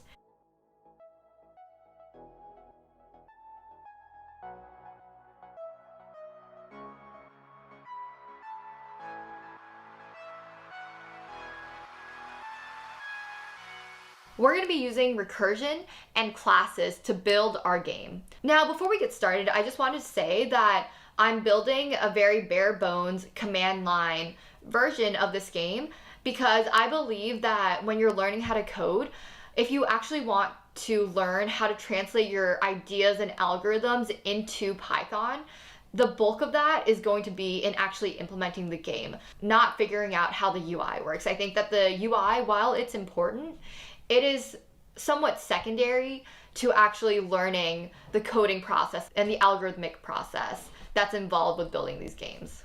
Let's start off by defining the play function. So here, our goal of this function is to play the game. So we're going to define play, pass in a dimension size, which is going to be the size of the board, and the number of bombs on the board. All right, so in step 1, we're going to create the board and plant the bombs. In step 2, we're going to show the user the board and ask them where they want to go. And now step 3, well, if the location is a bomb, then we show the game over message because they just dug where there was a bomb. But if the location is not a bomb, then we dig recursively until each square is at least next to a bomb, right? So you think about how Minesweeper works. If you dig somewhere and it's empty and everything around it is empty, then you keep digging until you get to a number. And that number represents that that square is next to a bomb. And then in step 4, we repeat steps 2 and 3 until there are no more places to dig. And then we've achieved victory. All right, so right now we're just gonna say pass because we'll get back to this function. Okay, so let's take advantage of our object-oriented programming tools that we have in Python, and let's create a board object to represent the Minesweeper game. So this is where we can say, create a new object, or dig here, or render this game for this object. Let's define a class called board. And here we're going to initialize it with the dimension size and the number of boards. So let's keep track of these parameters because they're going to be helpful later on. So let's assign self.dimension size, dim size, to the dimension size that was passed in, and then self.number of bombs to the number of bombs that was passed in. And then we're going to create the board, but let's get back to that. And at the very end, we're going to initialize a set to keep track of which locations we've uncovered, which locations we've dug in, where the user has gone. So self.dug is going to be an empty set. Okay, and then let's create the board. So let's actually use a helper function. So self.board equals self.makeNewBoards. And here we're going to plant the bombs too. So let's define that. All right, so we're going to define make new board, pass in self, and basically this is going to construct a new board based on the dimension size and the number of bombs that we pass in. And there are a bunch of different representations that we can use. That can be like a list of lists where each sublist is just a row of this board. So here we're going to generate a new board. This board is going to equal, it's going to be none, and then repeat that dimension size number of times because that's how long we want this list to be.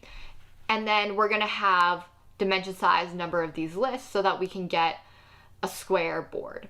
And so this creates an array that looks something like this. It's just going to be a board where it's none, none, none, none, none, etc. for our whatever dimension size that we define it. So then next we have to plant the bombs. So here we're going to say bombs planted equals 0. We're just going to use a while loop. And we can say while bombs planted is less than self.number of bombs, we can pick a random location for the bomb, right? So let's actually go up here and let's import random. And now for the location, we're going to do random.randint and somewhere between 0 and self.dimension size squared minus 1. And so you can think about this logic as like we're literally assigning a number from 0, to the number of spots on the board, and we're assigning each spot on the board its own unique ID. And then this random.randint is returning a random integer n such that it's between the bounds a and b. So a would be 0, b would be the largest ID in that list. And then here we want to actually get the row and the column of that ID that we've chosen from this random selector. So we're going to do the location and then this double slash self.dimsize. And what this is going to do, it's going to say how many times does my dimension size go into whatever location that I've chosen. That's going to be the row that we're indexing in. And then now, once we have the row, how do we know which column? We have to divide by the dimension size, and then whatever index is left over, that's going to be how far into that list we have to index in order to find the column. So once we have the row index and the column index, we can index into the board, and then we can say if board and then row column, we're going to index into that specific row column location on the board. If it equals a bomb, so this star is what we're going to use to represent the bombs, then this means that we've actually planted a bomb there already. So we're not going to increase bombs planted, right? Instead, we're just going to keep going. And this is actually the reason why I'm using a while loop and not a for loop. Because in a for loop, every single time we skip or like continue, we're still counting that as an iteration. But here, I only want to increment when I actually get something that's not a bomb yet, and then I plant the bomb. So yeah, that's why I'm using a counter, and that's why I'm saying, hey, check if this is a bomb. If it is, keep going. If not, then we're actually going to plant the bomb, and then we're going to increment this counter bombs planted. And then at the very end, I'm going to return the board. All right, so that is making our new board. We're going to plant the bombs right there. All right, so what other information is useful? Well, we want to know at each spot on this board how many bombs are around that spot. That's going to help us when we choose where to actually dig, right? When the user inputs something, well, how do we know where, whether or not we should keep digging around it? And yes, we can implement a check at each point where we say like, oh, if we dig here, we're going to check all its neighbors and then we're going to dig again and, so on. But we could also just assign values to every single space on the board that represents how many bombs are in the neighboring spaces. So let's call that assign values to board. So here let's define assign values to board and pass in self. All right, so now that we have the bombs planted, we're assigning a number 0 through 8 for all the empty spaces that don't have bombs, and this is basically representing how many neighboring bombs are there. We can pre-compute these, and it'll save some effort checking what's around that square later on. Basically, we want to check every row and every column. So for R in range, self.dimension size. For C in range, self.dimension size. This is going to be the row index and the column index. So if the item at the board, so if at those indices on the board, it's a bomb, we're going to continue, right? Because we don't want to actually override any of the bombs that we've planted.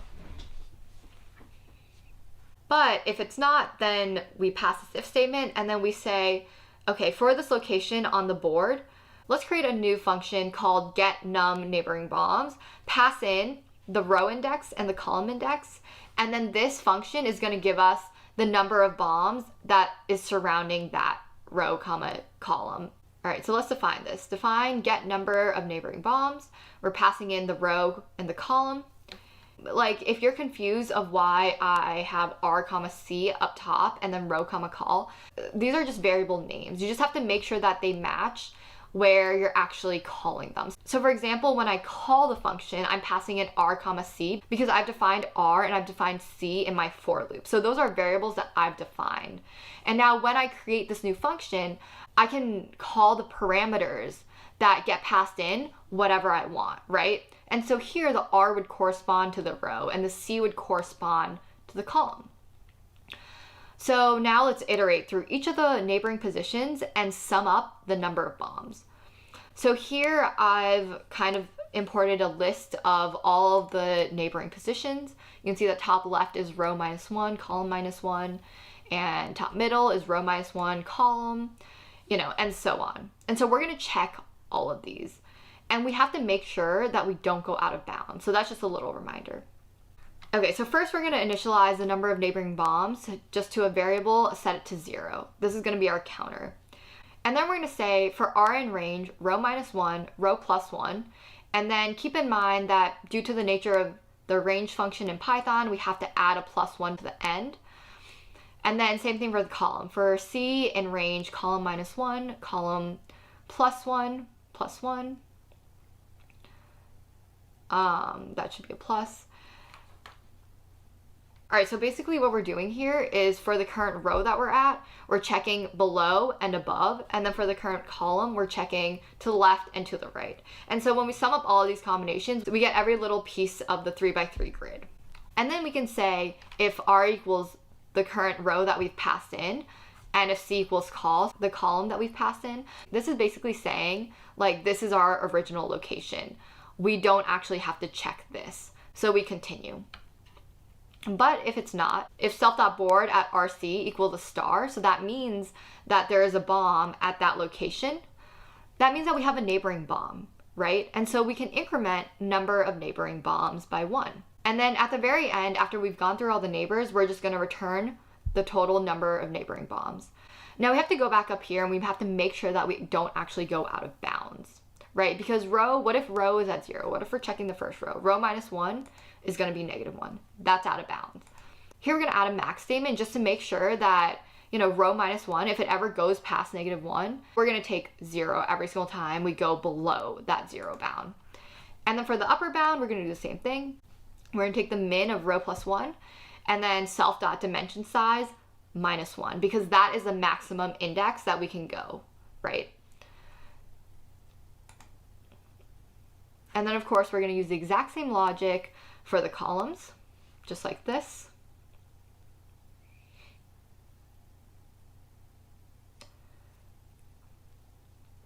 Solve some spacing stuff.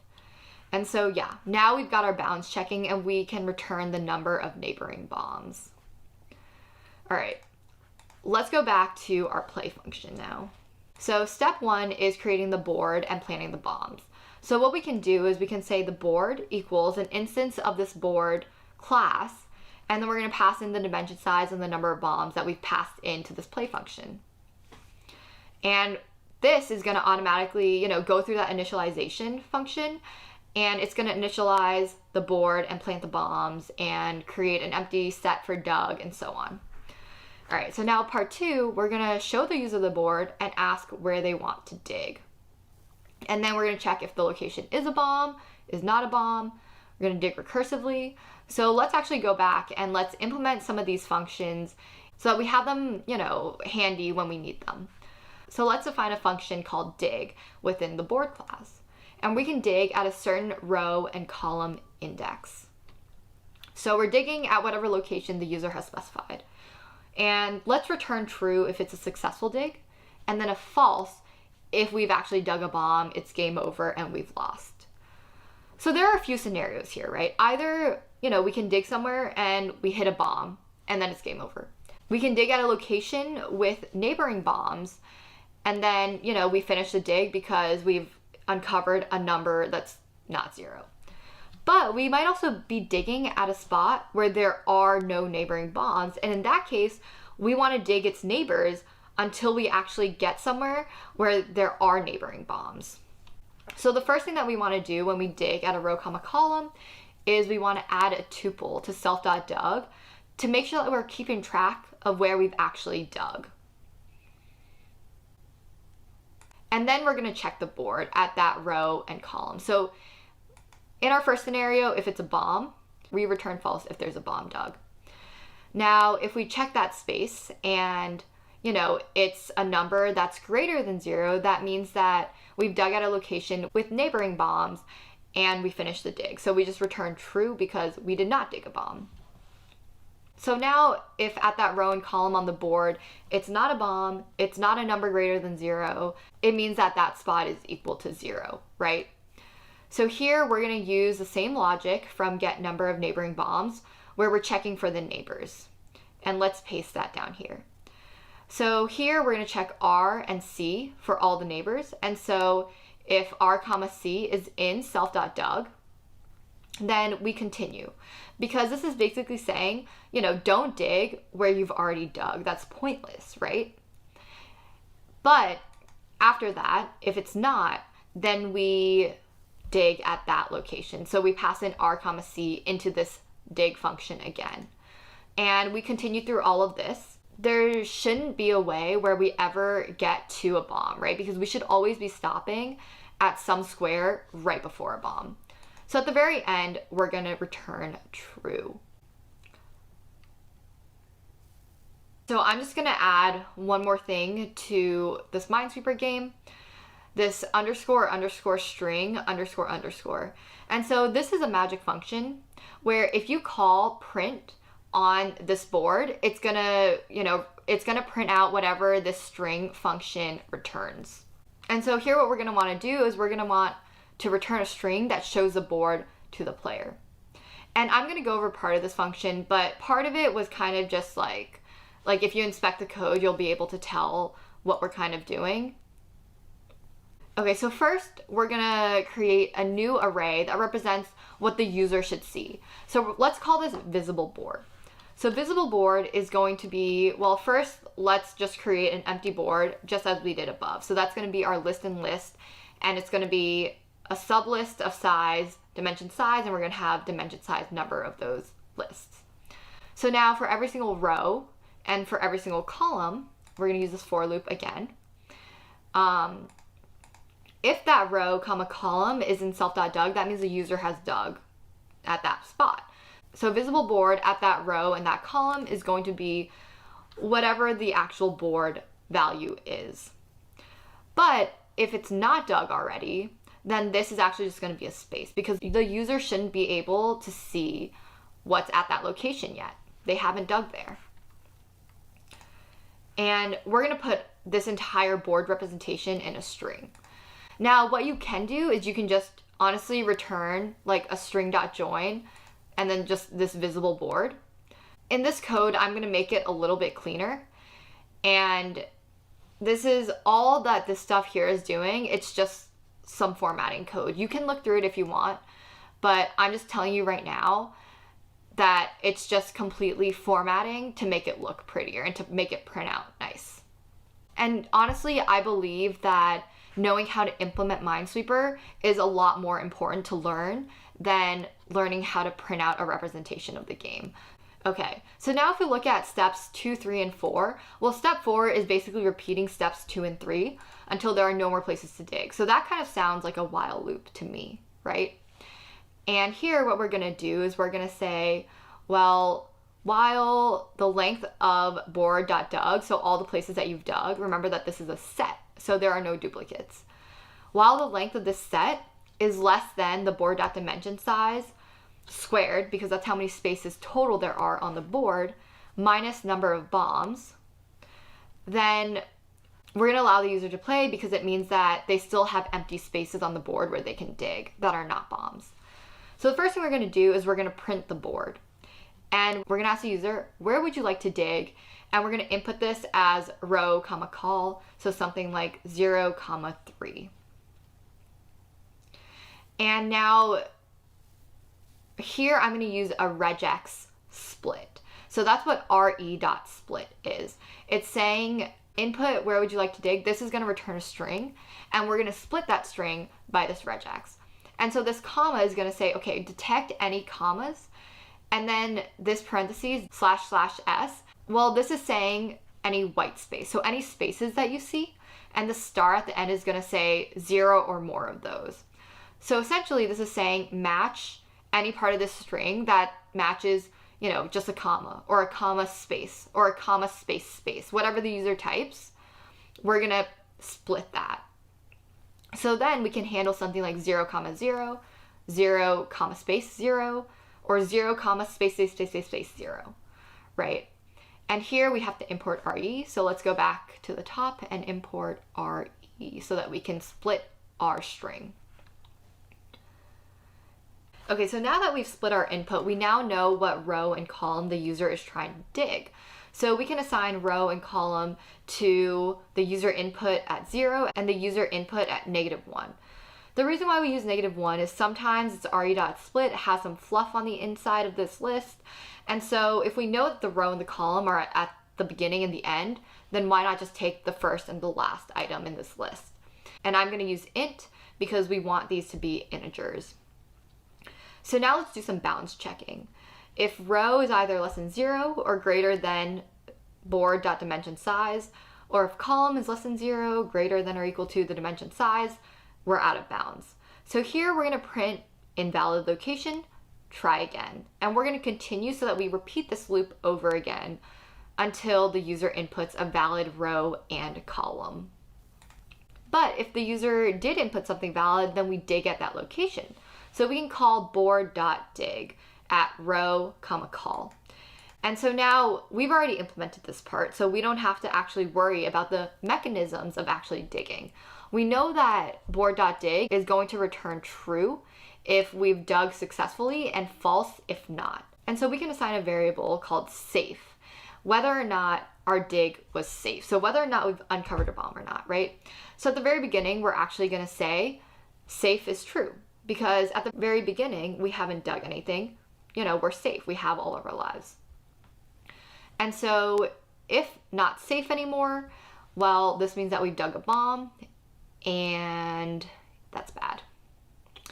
We're going to call break because this means game over. We shouldn't be continuing this loop anymore. We shouldn't be allowing the user to dig. So we're going to break out of that while loop.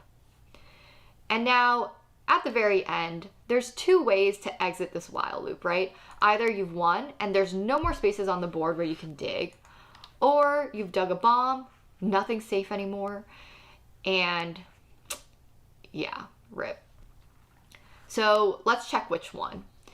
If we're still safe, this means that we've just run out of spaces to dig. We've dug every single possible spot to dig, and so we've actually won. Let's print congratulations, you are victorious.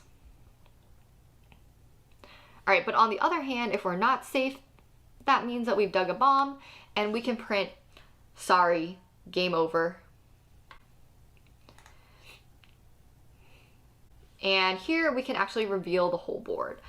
So we're going to assign board.doug to every single possible value of r comma c on this board.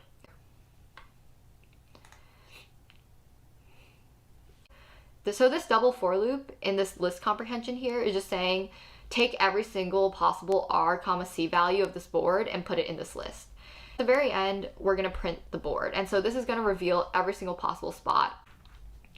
Now let's call the play function to actually play the game.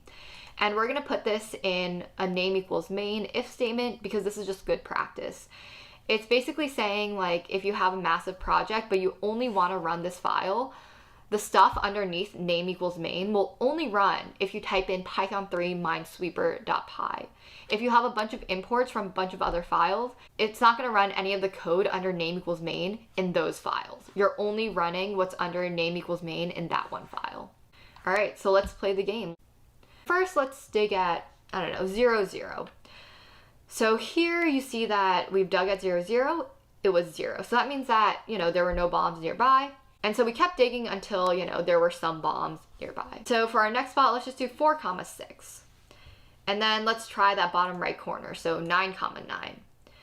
And you'll see that this actually dug a lot. So it recursively dug everything that you see that's 0. It dug until it hit some spot that was not 0. And if we look at this spot right here, 3, 7, well, this is actually, very clearly a bomb, right? So let's dig there on purpose. So we dug at 3, 7, and it says, sorry, game over.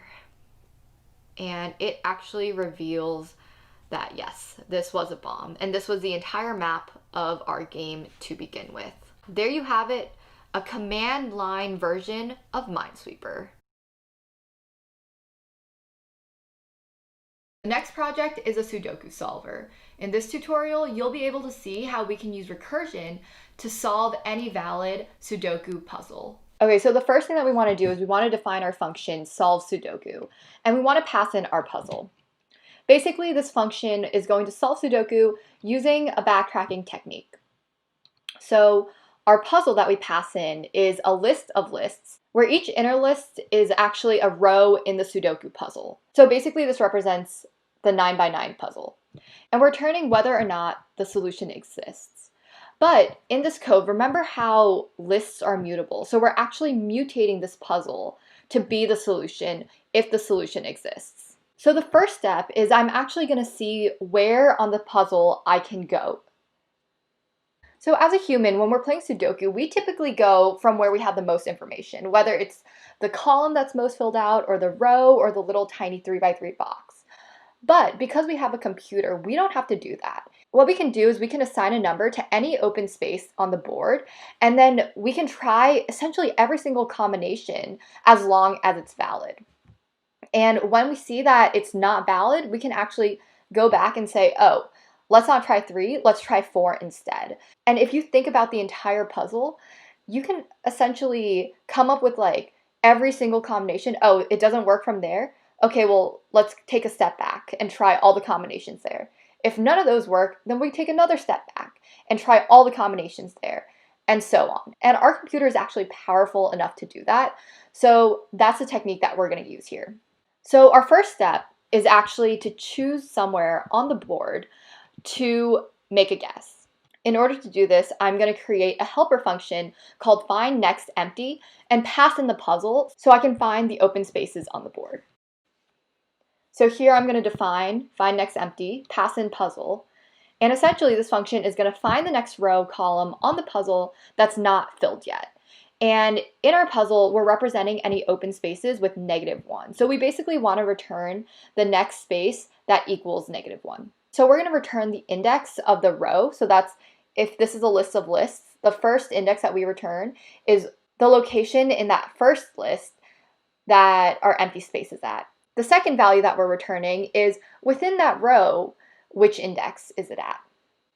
And then of course, there might be a situation where our entire board is filled and there's no empty spaces left. In that case, we're going to return a tuple none, none. So keep in mind that we're actually zero indexing, so we're starting from 0 and our last index is 8. So essentially what I can do is I can just go in order. I can say, hey, check each row and then check each column. And whatever the first empty space you get, I'm just going to return the row comma column value of that. So here I can do for each row in range 9. So I'm iterating through my 9 rows.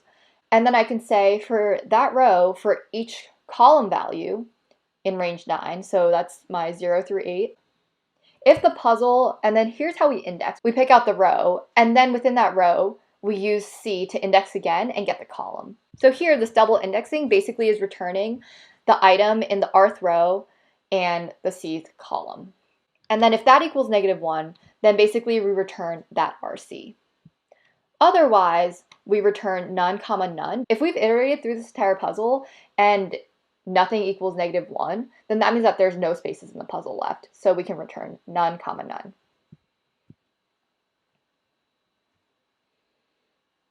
Okay, so then the second step from there is, well, if there's nowhere left, we're going to be implementing some validation checks of like whether our guess is actually valid or not. And so if we filled out this entire puzzle, then that means we're actually done. So here I'm going to say if row is none, so remember that above we return none comma none, and then that first none gets assigned to row, the second none gets assigned to column. So we only have to check one of them. Now, if row is none, then we can return true because we've actually solved our puzzle. But if we haven't, then we can keep going. All right, step 2 is basically if there's a place to put our guess, then we want to come up with a guess between 1 and 9. And we want to actually try all of them until we find a combination that works. So I'm going to say for guess in range 1 comma 10,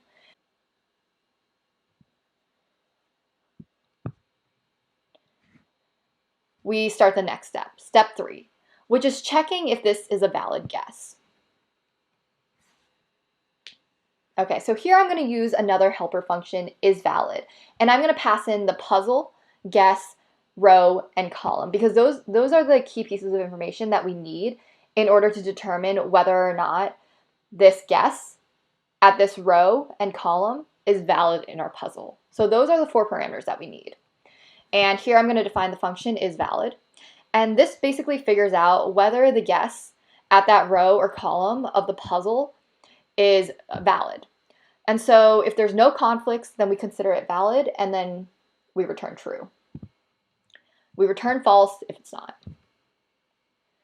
So now we have to follow Sudoku rules. If our guess equals anything that exists in that row, or the column already, or even the little 3x3 matrix that it's in, then it's not valid. So let's actually start with the row, because that one's the easy one, right? Every single list within our puzzle represents a row. So if we have the row index, then we can just say that the row values are equal to the puzzle index at the row. So if our guess is in row values, then we can return false. All right, now the columns. The columns are a little bit trickier because we actually vary which row we're indexing into, but we index at the same spot within each row. So what we can do is we can create a new list called column values. And we can say for each row, I can say for I in range 9, so that will go through all the rows, I'm going to append the value at puzzle at the ith row at the call column. And so another way to write this actually is using a list comprehension, where I can say take puzzle and then index into I, and then within that row index into call, and then do that for I in range 9. And then that's essentially going to build the exact same list. So then if the guess is in those values, then we return false because it means that it's in our column. And then now the little 3x3 square matrix. So this part's a little bit trickier because we actually have to figure out where in the 3x3 grid we are. And so to do this, what we're going to do is we're going to find the starting index of the row of that 3x3 matrix, and then we're going to find the starting column index of that 3x3 matrix. And then we're going to say for each row, for each of the columns within that 3, we're going to iterate.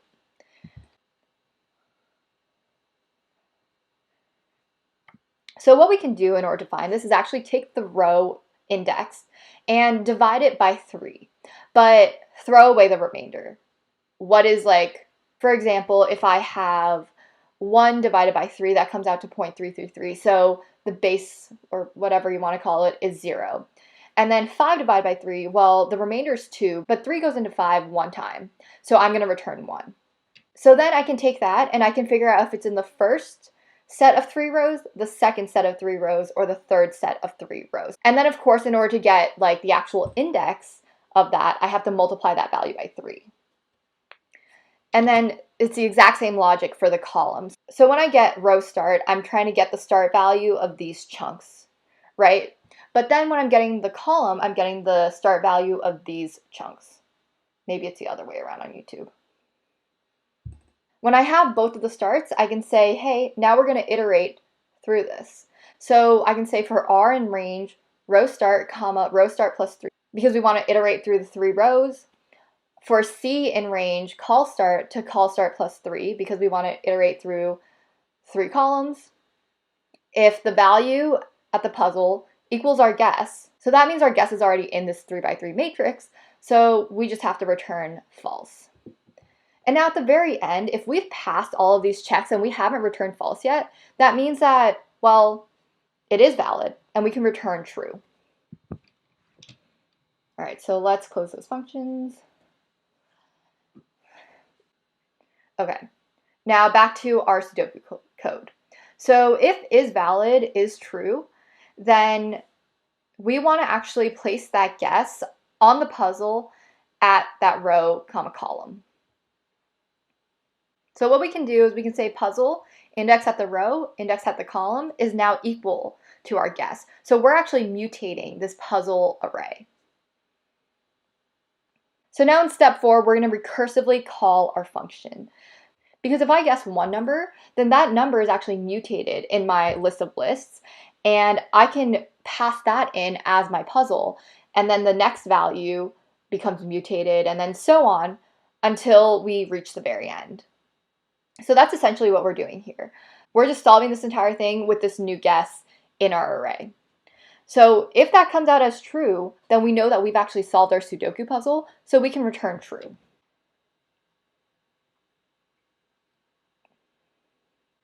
But of course, there's also the case where this is valid check might not be valid.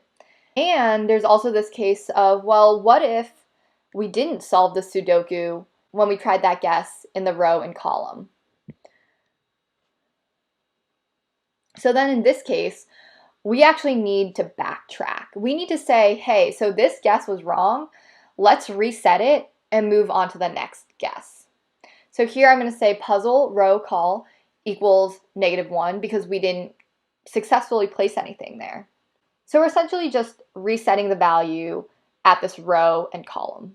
And now you can imagine this for loop is going to go over, all the possible values, 1, 2, 3, 4, 5, 6, 7, 8, 9, for every single empty spot along this entire puzzle, right? So that means we're literally trying every single possible combination for the Sudoku.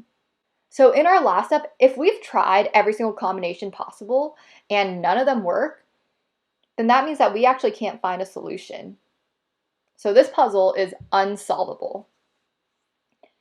And then we're going to return false. All right, so let's actually test this to prove that it works. Okay, so Python 3 sudoku.py, we see that it comes out as true, and this is our board. So let's try resizing this to see if we can actually view this as a board. Okay, there we go. Let's do a couple of checks just to make sure that our solution is actually true. So in this first box up here, let's do 1, 2, 3, 4, 5, 6, 7, 8, 9. All right, and then this column, we have 1, 2, 3, 4, 5, 6, 7, 8, 9. In this row, 1, 2, 3, 4, 5, 6, 7, 8, 9. Okay, so that's pretty convincing that this is actually a good solution. Okay, so a couple of notes about my implementation. Recursion is confusing. Recursion kind of makes your brain hurt. I think it might be better understood this way. Think about solve Sudoku as a black box. It should be able to mutate the input puzzle so that it's a solution if it's a valid input puzzle. Now, if it's not a valid input puzzle, well then it should be able to identify that because we've tried every single combination for that puzzle.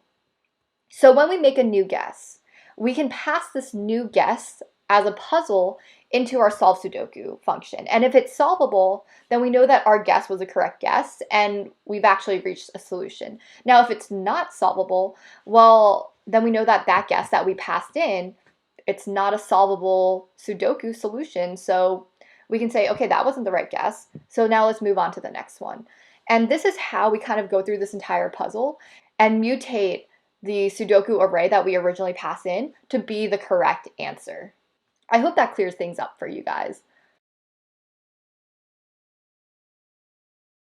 This next project is going to deal with editing images in Python. I've prepared some starter code. If you go to this link down below, the one that's for PyPhotoshop, you can click this download code. You can either download the zip file or you can git clone it if you know how to do that.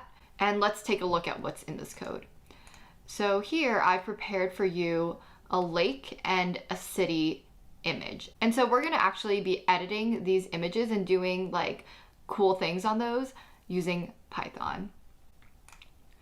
So in the png.py file, this is some code that Johan Rochel put together, and I just copy and pasted this from online. Essentially what it is it's a PNG reader and a writer. And what that means is, well, the writer is a PNG encoder in Python, and then the reader is a PNG decoder in Python. So it takes a PNG image and it decodes it into like a Python array. And vice versa, for the writer, it takes a Python array and it writes it to a PNG file. Pretty cool.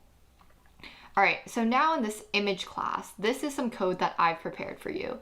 And we can see in this initialization, you can either initialize it with X pixels, Y pixels, and num channels, and that will initialize to an empty array of zeros, or you can import a file, and this image will represent whatever file that you've imported. So here we have the input path and the output path. These are just the folders for the inputs and the outputs. And here we have a checker to see if the user has actually passed in X pixels, Y pixels, and num channels. So if it has, we assign those values and then we create an empty array essentially. By the way, number of channels just means like, for example, typically when we work with images, we work with RGB channels. So that's red, green, and blue. And so that's 3 channels. That's what we're going to be using today. And then X pixels and Y pixels will describe the size, the actual physical size of the image.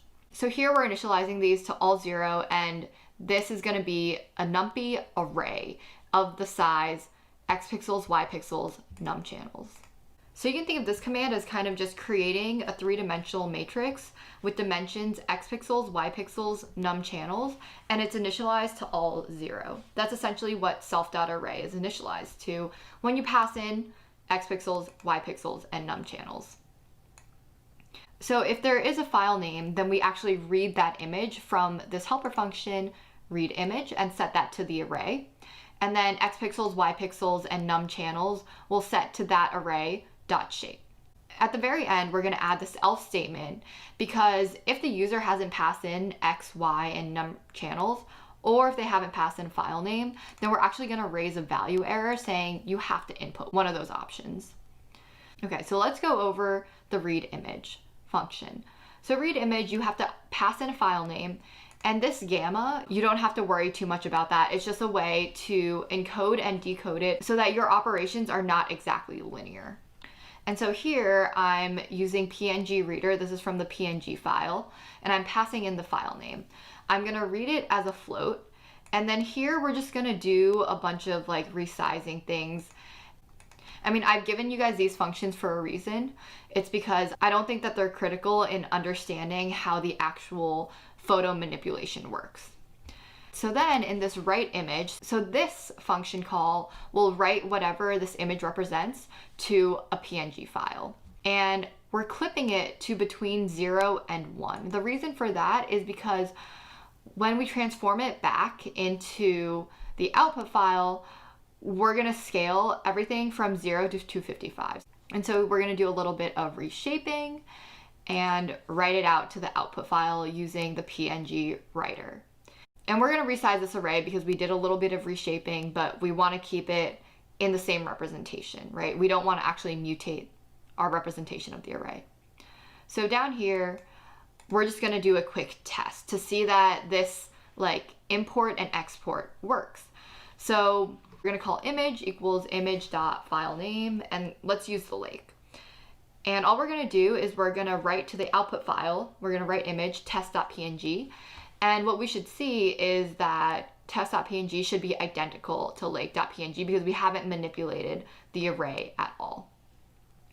So let's try that.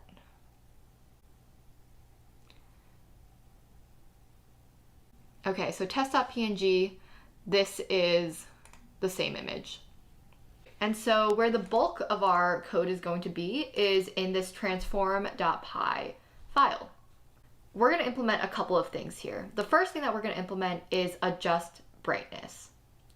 So how do we adjust the brightness here?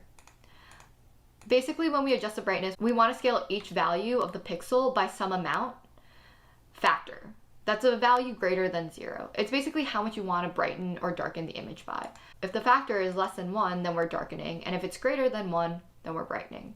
So first, we have to figure out how big exactly this image is so that we can iterate through each pixel.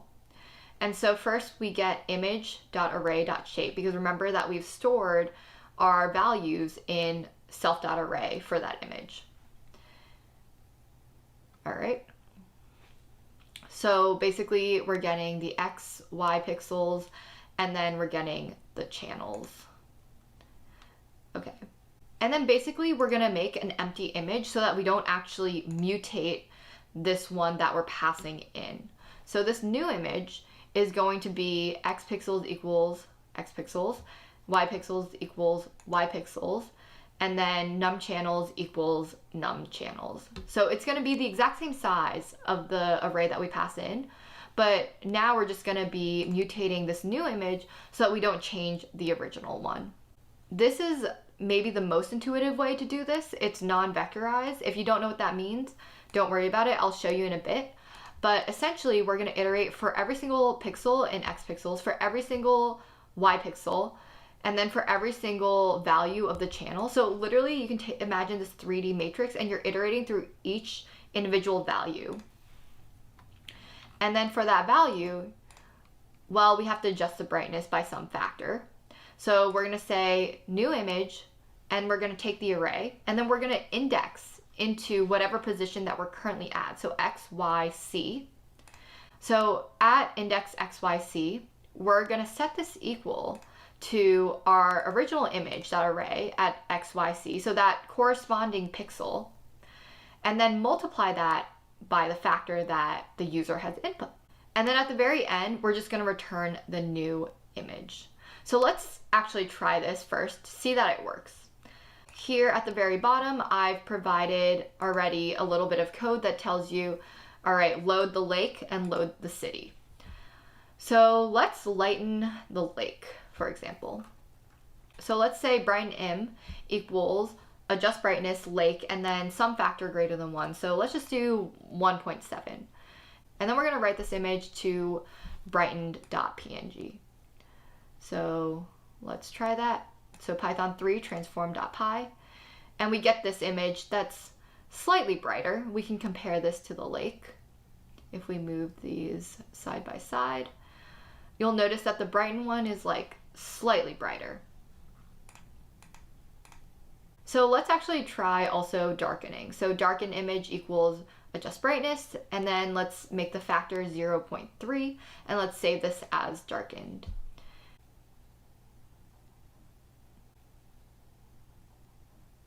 And now running that again,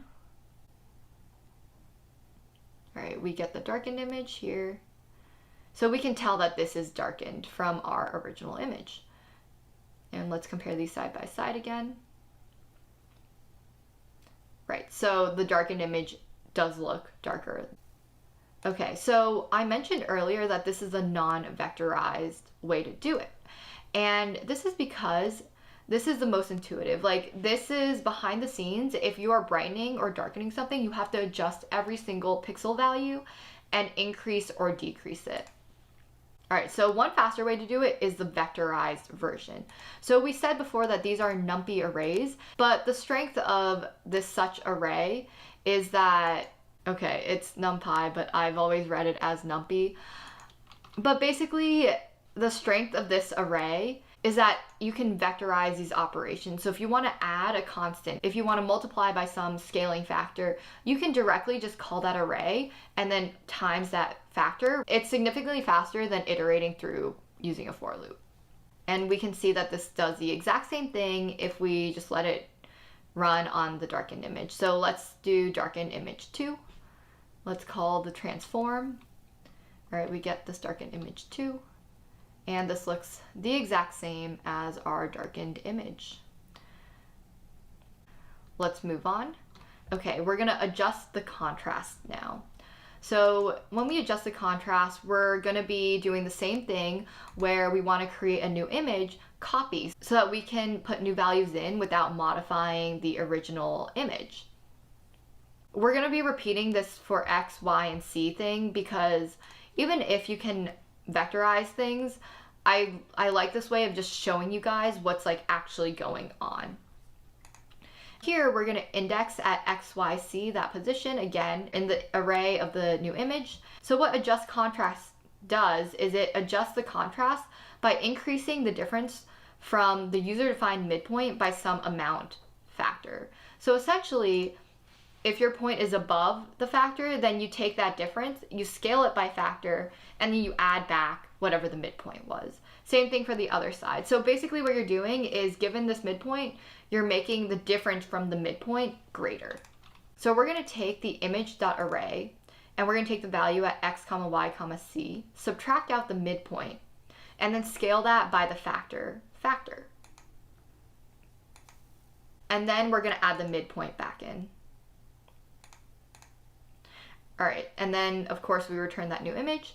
And just to show you guys what the vectorized version would look like, it's just new image.array equals the image.array minus mid, which is a constant. So it's taking that entire array, subtracting this mid from every single value in that array, scaling that entire array by factor, and then adding back a constant mid. So it's literally taking every single item in that array and adding the midpoint back in.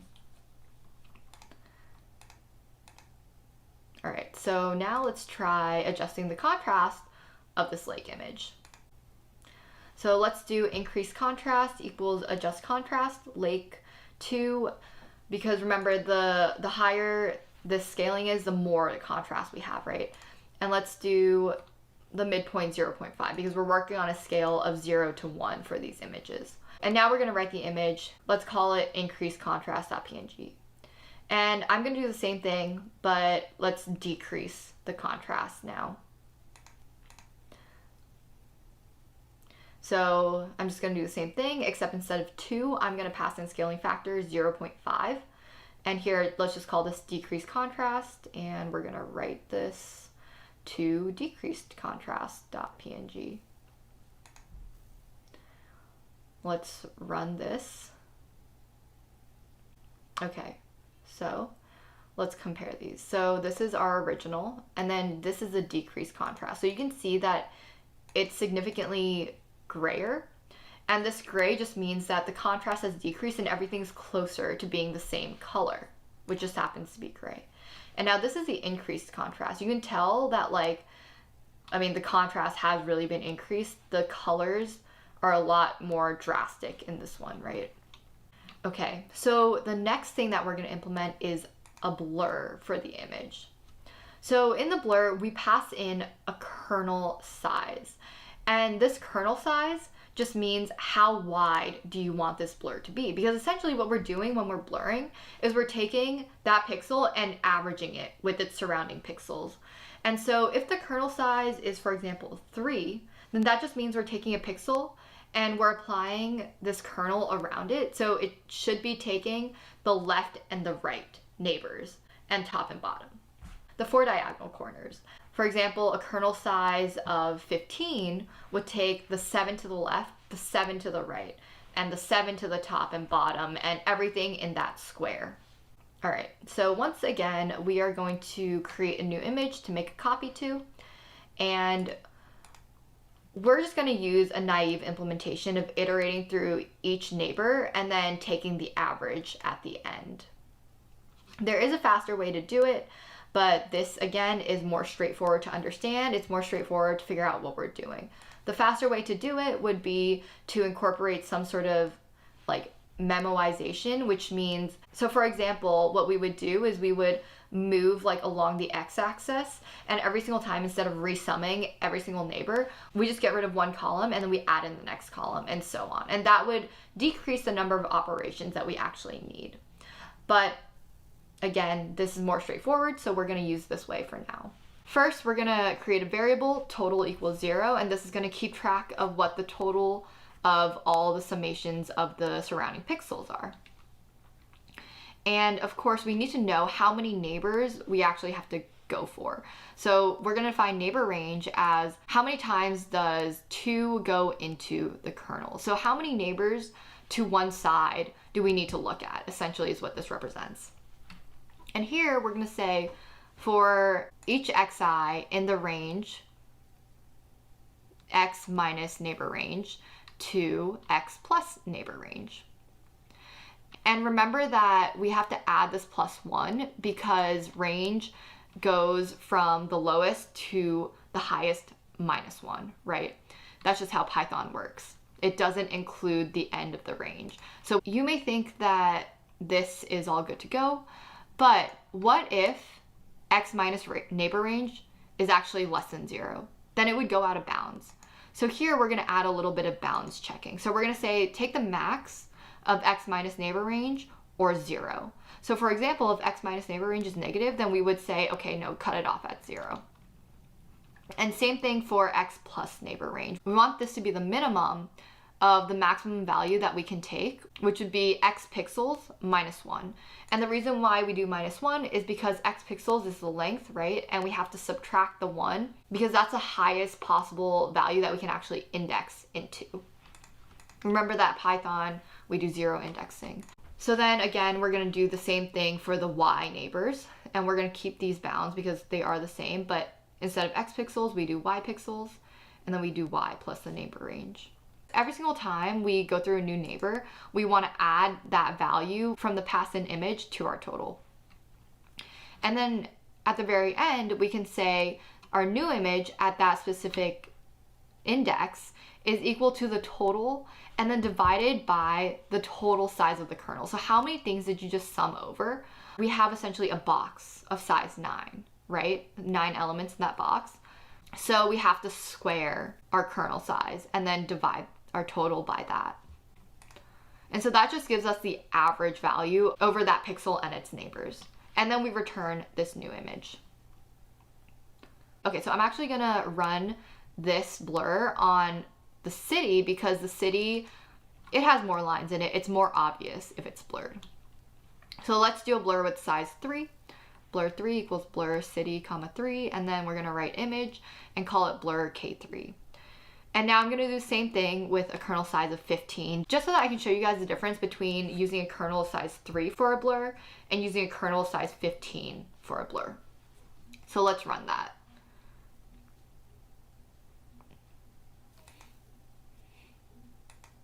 Okay, so our blur of 3 is done, and you can see that it looks slightly blurred when you compare it to the original. So our blur, we know that our blur is doing the job, and it's still running for the 15. Again, this is not the fastest way to do it, and the higher your kernel size is, the more this is going to make a difference. It looks like our 15 is now done. Okay, so let's open that. And now we see that this is like noticeably much more blurred than our original. And the reason is literally just because we've taken more pixels into account when we've created this average for that one new pixel spot. Okay, so actually this blur that we've implemented above, we've actually implemented applying a kernel to an image. And so what that means is we're taking a matrix and we're applying it to every single pixel and summing up whatever values in that matrix times whatever value is at the corresponding pixel. So in this blur above, it's a kernel of size n by n, and each value is actually 1 over n squared. All right, let's see how we can create a function, apply kernel, so that we can take in any kernel and we can apply it to our image. So we're gonna assume that the kernel is square. First thing that we're gonna do is we are going to, again, paste the code that we had above. And here, our kernel size is slightly different because we're not passing that in. Instead, we have a 2D NumPy array that represents the kernel that we'll use. The kernel size is just one dimension of the kernel 2D array. So we can just say kernel.shape 0. We're going to keep this iteration through the neighbor range. And so here, we need to actually find what value of the kernel corresponds to that pixel that we're at. So xk is actually whatever xi we're at, which is representing, you know, x minus that neighbor range, right? So we're actually going to add that neighbor range back in and subtract x. And you'll see that what this does is essentially it's centered around xy, right? So at xy, that would be the center of the entire kernel. But now we're trying to shift the 0, for example, up to the top left corner. So those are the operations that we're doing here. If you draw it out, it makes a lot more sense. All right, and then for y, we're doing yi plus the neighbor range and then subtracting y from it. Okay, so then the value at the kernel would be kernel and then indexed at xk and yk. And we add to our total, this variable total, we add the image at that index x, I, y, I, c, but then we multiply it by the kernel value from our kernel. And so then the new image.array is xyc, and that is equal to whatever the sum of all of these are. And then of course we're going to return the new image. So let us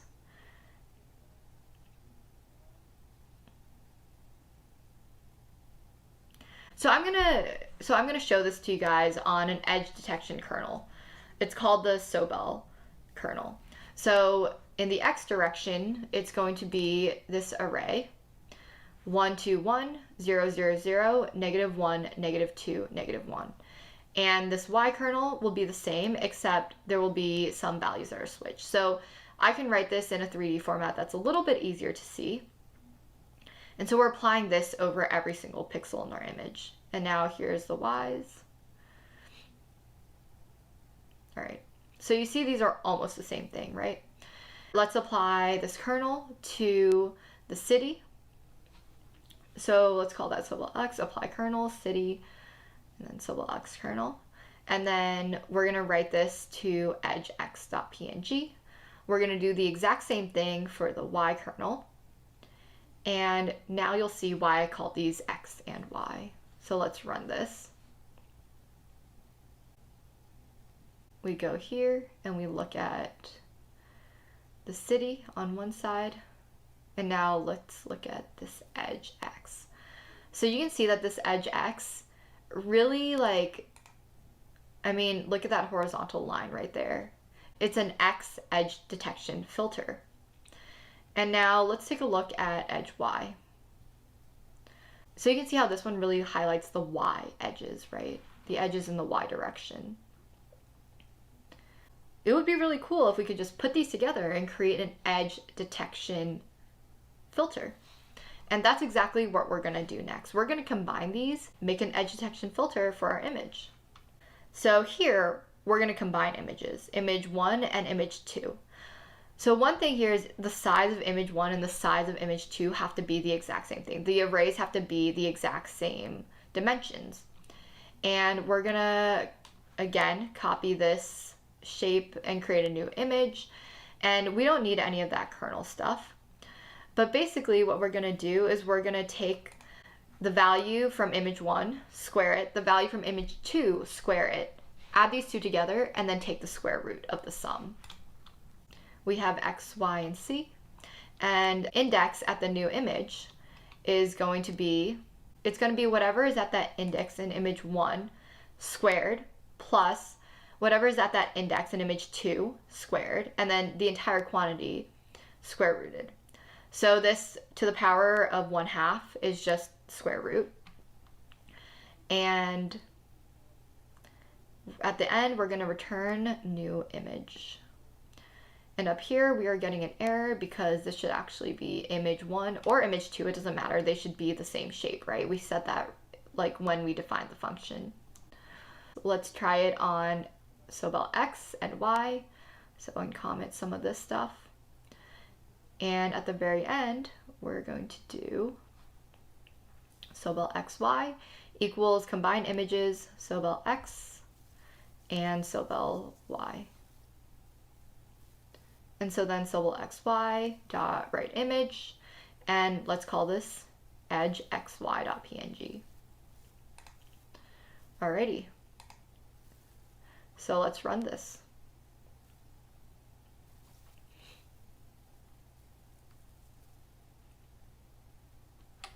So let's set all of these next to each other. So on the bottom right, we have the original image, then we have the X and the Y filters, and now check this out. So this is the images combined, the filters combined, and you can see that this is a pretty cool edge detection filter.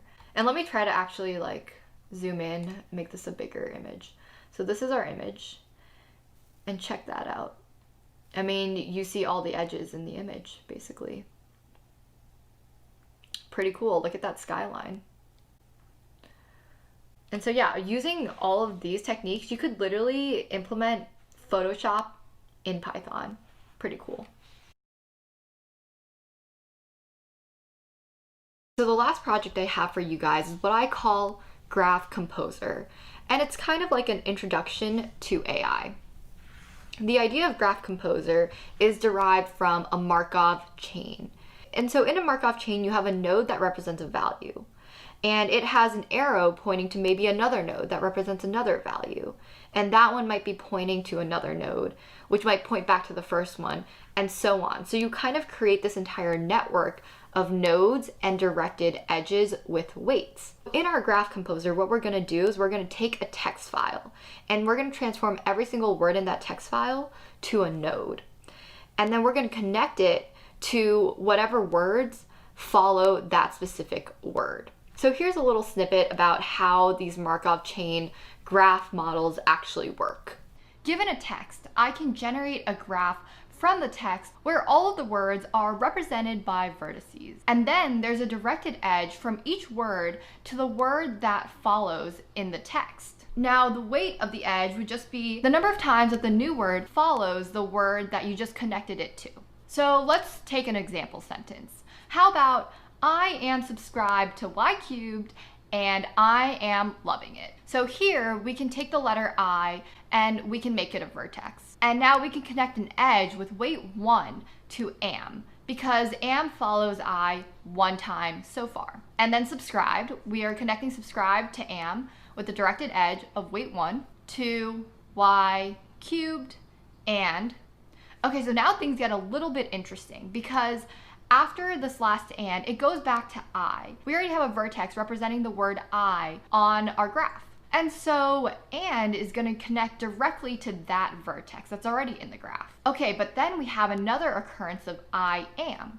So instead of creating another vertex for am, we're going to increase the value, the weight of that edge that's currently there. So instead of 1, we're turning that into 2. And then we can continue on. So am is already connected to subscribed, but now loving also follows am. So we're going to create a new vertex for the word loving and assign that a new edge with weight 1, and then of course it. And now it gets connected to loving. So this would be the graph that represents the sentence, I am subscribed to Y cubed and I am loving it. So with all the songs of an artist that I've chosen, I have basically created this like huge graph of all the words as vertices and edges connecting them to the words that follow. Okay, so now in order to generate my poetry, I can randomly choose a starting word by randomly choosing a starting vertex. And then I can traverse the graph based on the edges. So these edges are kind of rules for which word you can go to next. You can only follow the arrows. So here's an example of what I mean by that. Let's take the graph that we just saw. And let's say that our starting word is Y. So I'm at Y. There's only one arrow out and it's to cube. So my generating thing is going to be Y cubed. And, because and is the only word that follows cubed. And then of course I, because I is the only thing that follows and then am, right? So Y cubed and I am. Well, now we have two arrows out of am. We have an arrow to subscribed and an arrow to loving. We can actually choose either of these paths. And in my script, I've left that up to randomness. So that's where these weights come into play. These edge weights come into play. The higher weighted an edge is, the more likely that path will get chosen. And this is how I can generate these sentences all stitched together. I'm going to show you guys how to actually implement this in Python. First thing that we're going to do is we're going to go to this code that I've already prepared for you. What you can do here is you can download the code over here. You can download it as a zip file, or if you know how to git clone, go ahead and do that. Let's take a look at what's actually in these files here. I have two empty files, compose.py and graph.py. Under songs, I have a bunch of text files that represent song lyrics, and we'll get to those a little bit later. But basically, we can generate lyrics using our little Markov chain model. I also have under texts this Harry Potter Sorcerer's Stone text file. And so we'll be able to see how we can actually generate some text based off of Harry Potter as well. And in lyrics.py, you guys don't really have to worry about this. This is just a scraper that, you input some songs and then the artist's name, and it'll scrape Lyrics Genius for those lyrics. Basically, it'll download those lyrics and save it in the files that you guys saw before.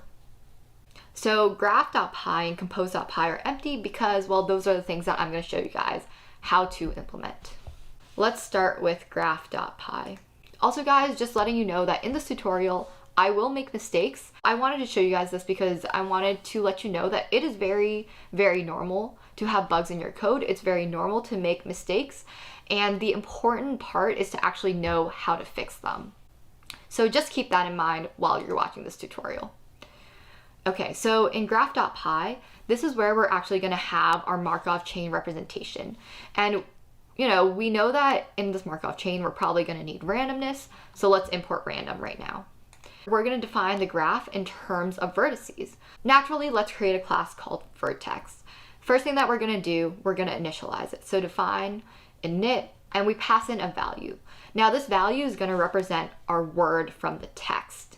Here we can set self.value equals value. So whatever the vertex.value is, that's just going to be the value. That's going to be the word that it represents. And here I'm going to have a dictionary called adjacent. And what this adjacent dictionary is going to do, it's going to keep track of, which vertices are connected to this vertex. And so those are going to be our keys. And then the value of that node is going to be our weight, the weight of the edge from our current vertex to the adjacent one. Let's create a function called addEdge2. And so we have to pass in a vertex because we need to know which vertex we're drawing the edge to. And let's create a weight of 0. We can allow the user to manipulate the weight, so let's pass in the weight, but we can set it to 0 initially, just in case they don't want to pass in anything, right? What we're going to do is we're going to put this vertex in the adjacent dictionary, and the value is again going to be the weight. So this is all we have to do. Every single time we're parsing our text, whenever we see a word go to another word that's already in its adjacent, what we want to do is we want to increment that edge, right? So here, we pass in the vertex, and then we can say self adjacent vertex equals self.adjacent.get vertex comma 0. And so this .get is just saying if this vertex is a key that's currently in self.adjacent, we're going to get the value of that vertex. If it doesn't exist, then we're just going to default make it 0. And then we add 1. And so this add edge to is basically adding an edge to the vertex that we're inputting with some weight. Whereas this increment edge, we're incrementing the weight of the edge from our current vertex to whatever vertex that we give it. All right, now that we have a bit of our vertex representation, we can put this together in a graph. So let's create another class called graph. And we're gonna, of course, initialize this. And we're just gonna initialize this to an empty dictionary of vertices. And the reason why we do that is so that whenever we encounter a new word, we can look it up in this dictionary and then get the vertex object from this dictionary. So this is going to be a string to vertex mapping. All right, so let's define a function getVertexValues. And this is basically saying, like, what are the values of all the vertices? In other words, let's just return all the possible words that we have in the graph. So what we can do is we can return the set of self.vertices.keys, and this is just going to return all the words that we've encountered so far. And then we can create a function to add a vertex into our graph. So like, for example, whenever we encounter a new word, we want to add a vertex. So when we create a vertex, we of course have to pass in a value. That's going to be the word that it represents. We're going to do self.vertices value equals vertex of that value. So we create a new vertex object and we're putting it in this string to vertex mapping. And of course we want to define get vertex because sometimes we'll just have a word and we want to get the vertex object that it represents. So if we pass in the text, the word value, well, okay, we want to return self.vertices and then whatever is at that value, right? Because in this dictionary, we're mapping it to the vertex and returning that object. But what if the value isn't actually in the graph? So in that case, what we want to do is we want to actually add it in, because if we're asking get vertex of that value, well, it doesn't hurt to ever add it. So if the value is not in self.vertices, we're going to call self.addVertex that value. We're just going to create a new vertex for that value. And then of course return it afterwards. And the most powerful part of this Markov chain is that when you're at a node, you can say, okay, get next word, but based on these weight mappings. Here we can create a function called get next word and pass in the current vertex. And what it's going to do, it's going to first find whatever vertex object corresponds to that current vertex. So we can say self.vertices and then the current vertex.value. And now let's create a function called next word under this vertex object. And what we're going to do is we're going to randomly select a next word, but based on weights. All right, so if we actually go to look at the random documentation, we see that there's this function called random.choices where you pass in a list, give it some weights, and it'll actually choose randomly, but based on the weights. So we're going to use that idea here. Let's return random.choices and pass in self. Okay, but then how do we know, what do we even pass in, right? Let's introduce this concept of a probability map.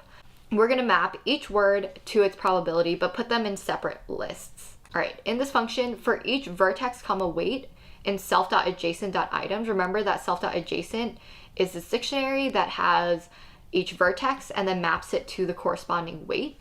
Let's create two new lists to keep track of the neighbors and then the neighbor weights. And so here, for every single vertex comma weight, what we're going to do is we're going to append the vertex to self.neighbors, but we're going to append the weight to self.neighbor weights. And so then we can easily pass these into random.choices. So here we can do random.choices, self.neighbors, self.neighbor weights.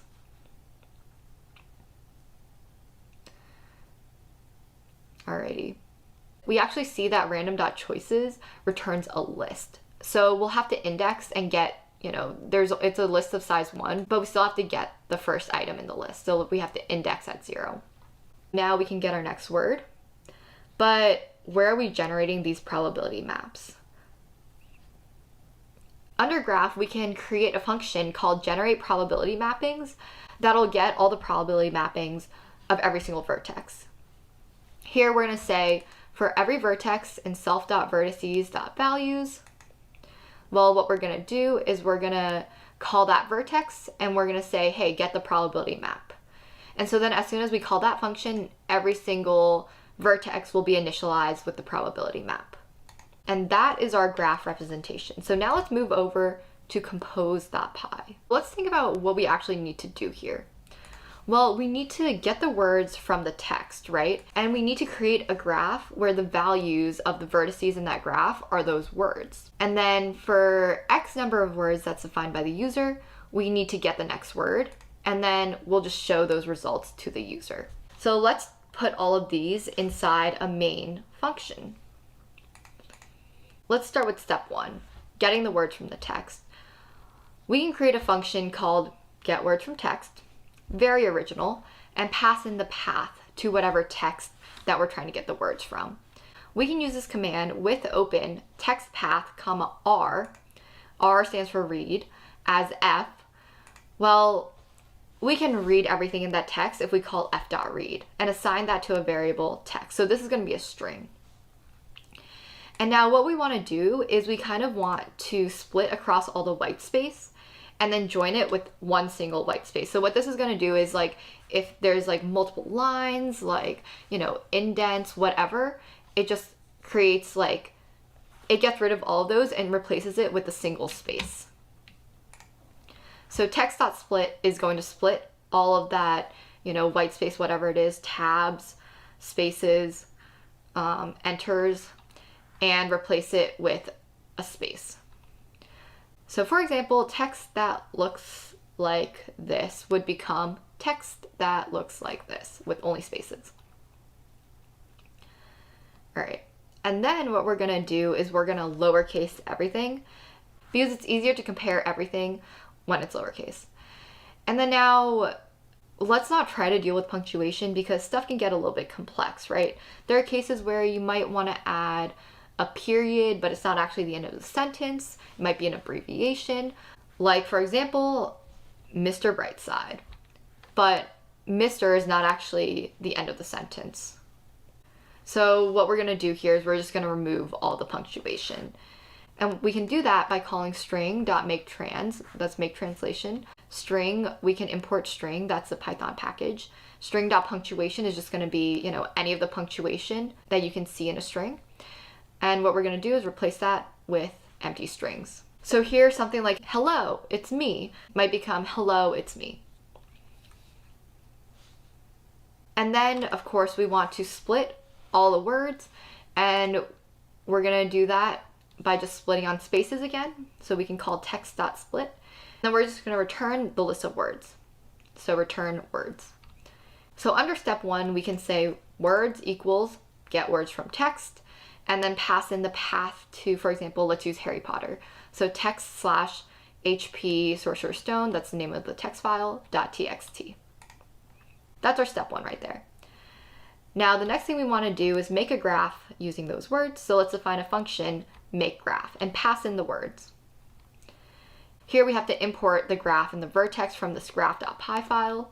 So up here from graph, import graph, comma, vertex. And then G, let's assign this to a new graph. And for each word in words, we're going to check that the word is in the graph. And if it's not, then we add it. And so when we're going through this words list, if we come across a new word, then we want to check the previous word if it exists, which it should unless you're at like the very first word in the whole paragraph.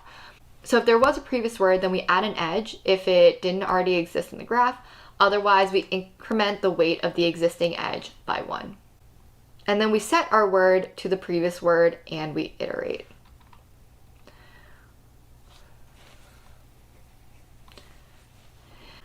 And so now remember that, like, in order to get the next word, we have to set the probability mappings. And so this is a great place to do it right before we return the graph object in our makeGraph function. So let's start on this implementation. For word in words, we're going to check that the word is in the graph, and if not, then we're going to add it. So let's drag graph.py over here so we can look at both simultaneously. Okay, so you'll see that in get vertex, we actually add the vertex already. So all we need to do is we can say word vertex equals graph dot get vertex and then that word. If there was a previous word, then we add an edge if it doesn't exist in the graph. Otherwise, we increment the weight by 1. So here, let's actually create a previous word variable and assign it to none, because at the very beginning, there is a previous word. Here, we're going to check if previous word, then previous word dot increment edge word vertex, right? Because what this is going to do, it's going to increment that edge between the previous word and the word vertex by 1.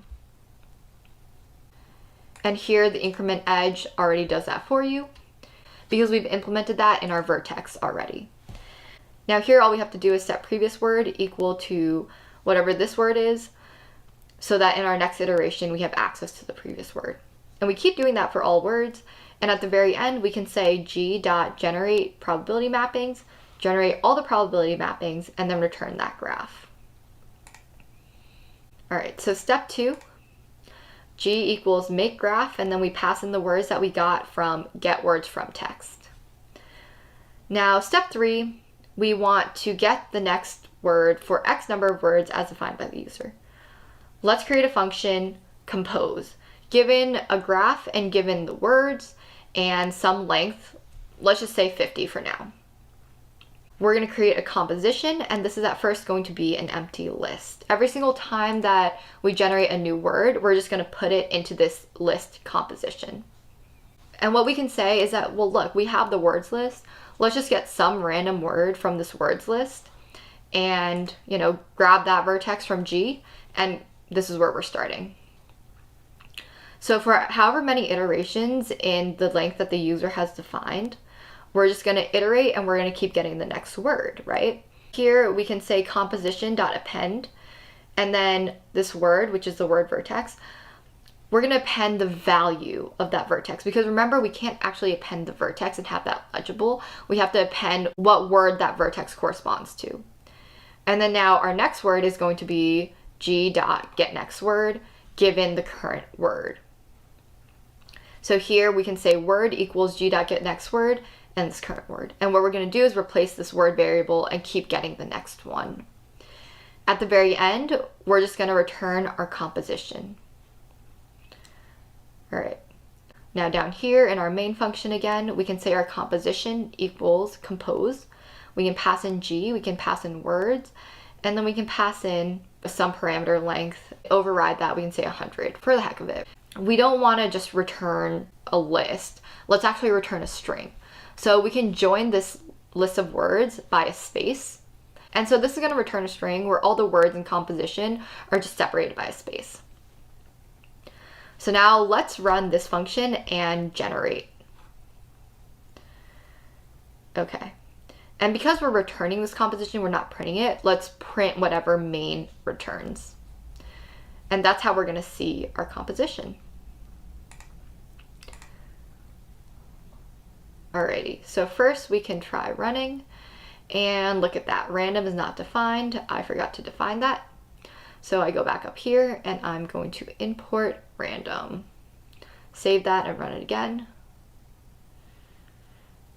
Alright, so now none type has no attribute value. So this means that this word dot value, word is somehow none. So how in the world do we fix that? So let's go back into our graph code and take a look at what's going on. It could be g.getVertex or g.getNextWord. One of those is probably returning none. So let's open graph.py. And if we look at getNextWord, okay, here we're calling nextWord, but oh look, we're never actually returning a value. And so that's our bug. Let's add a return statement there. And let's try running this again. And there we go, it worked. Let's read this. This is built off of our Harry Potter text. Do you are some interesting, so unfair that strangers, they were going to let her, to squeeze him. I want to look at it. Had one who has always maroon tailcoats, orange eyes, away. just hope of his last look back. To anyone else is very well. No answer. Professor Quirrell had been a bundle of white, a clear field. Harry, Ron. All right, so this is kind of cool, but clearly this, it's some gibberish. And the reason for that is just because our implementation of simply a Markov chain is not very intelligent, right? We're kind of just randomly choosing, given this word, pick a next word. One way that we could make it better and more slightly like English is instead of saying like, hey, this word, maybe choose like the previous like 3 words, right? And then pick the next word based off of the previous 3 words and so on, just so that it has some sort of memory so it doesn't jump around as much. But now maybe you're interested in, can we do this with the songs that I have in here? And I'm gonna show you exactly how to implement that. We can edit a couple of things, but keep most of the logic the same. If we go into like one of Billie Eilish's songs, for example, you'll see that we have this like chorus verse thing in brackets. And that's obviously not like part of the song. So we're gonna remove like the bracket and the text inside of it. We can do that with a regex again. So what we're gonna do is we're gonna say, hey, substitute, and then this funky expression, which I'm gonna explain just a bit, but substitute that with a space anywhere in the text. It's saying this is the left bracket, this is the right bracket, and here this dot plus. So the dot means any character and the plus means one or more. So this means if there's one or more characters inside the brackets, then replace any version of that with a space in the text. And so here, in order to use this, we have to import RE. And let's reformat some of this stuff. Okay. And so the rest of this should be the same because we still want to get rid of white space. We still want to get rid of punctuation.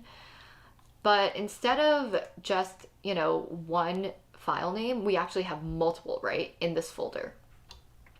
And one way that we can like just have Python read that folder rather than having to type out every single file name is if we import OS and we go down here, we can actually walk through this folder and find all of the file names within that folder. So let's do that right here. Okay, so for song file in here, we're going to use os.listdir, so that's list directory, songs, and then we're going to pass in an artist name.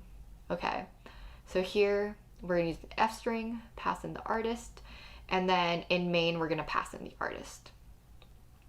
So what this is going to do is if you pass in this artist name to align with that file name, for example, Billie_Eilish, then we're going to list every single file that's under that folder. And here, for Green Day, you have all of these. For Linkin Park, you have all of these, and so on.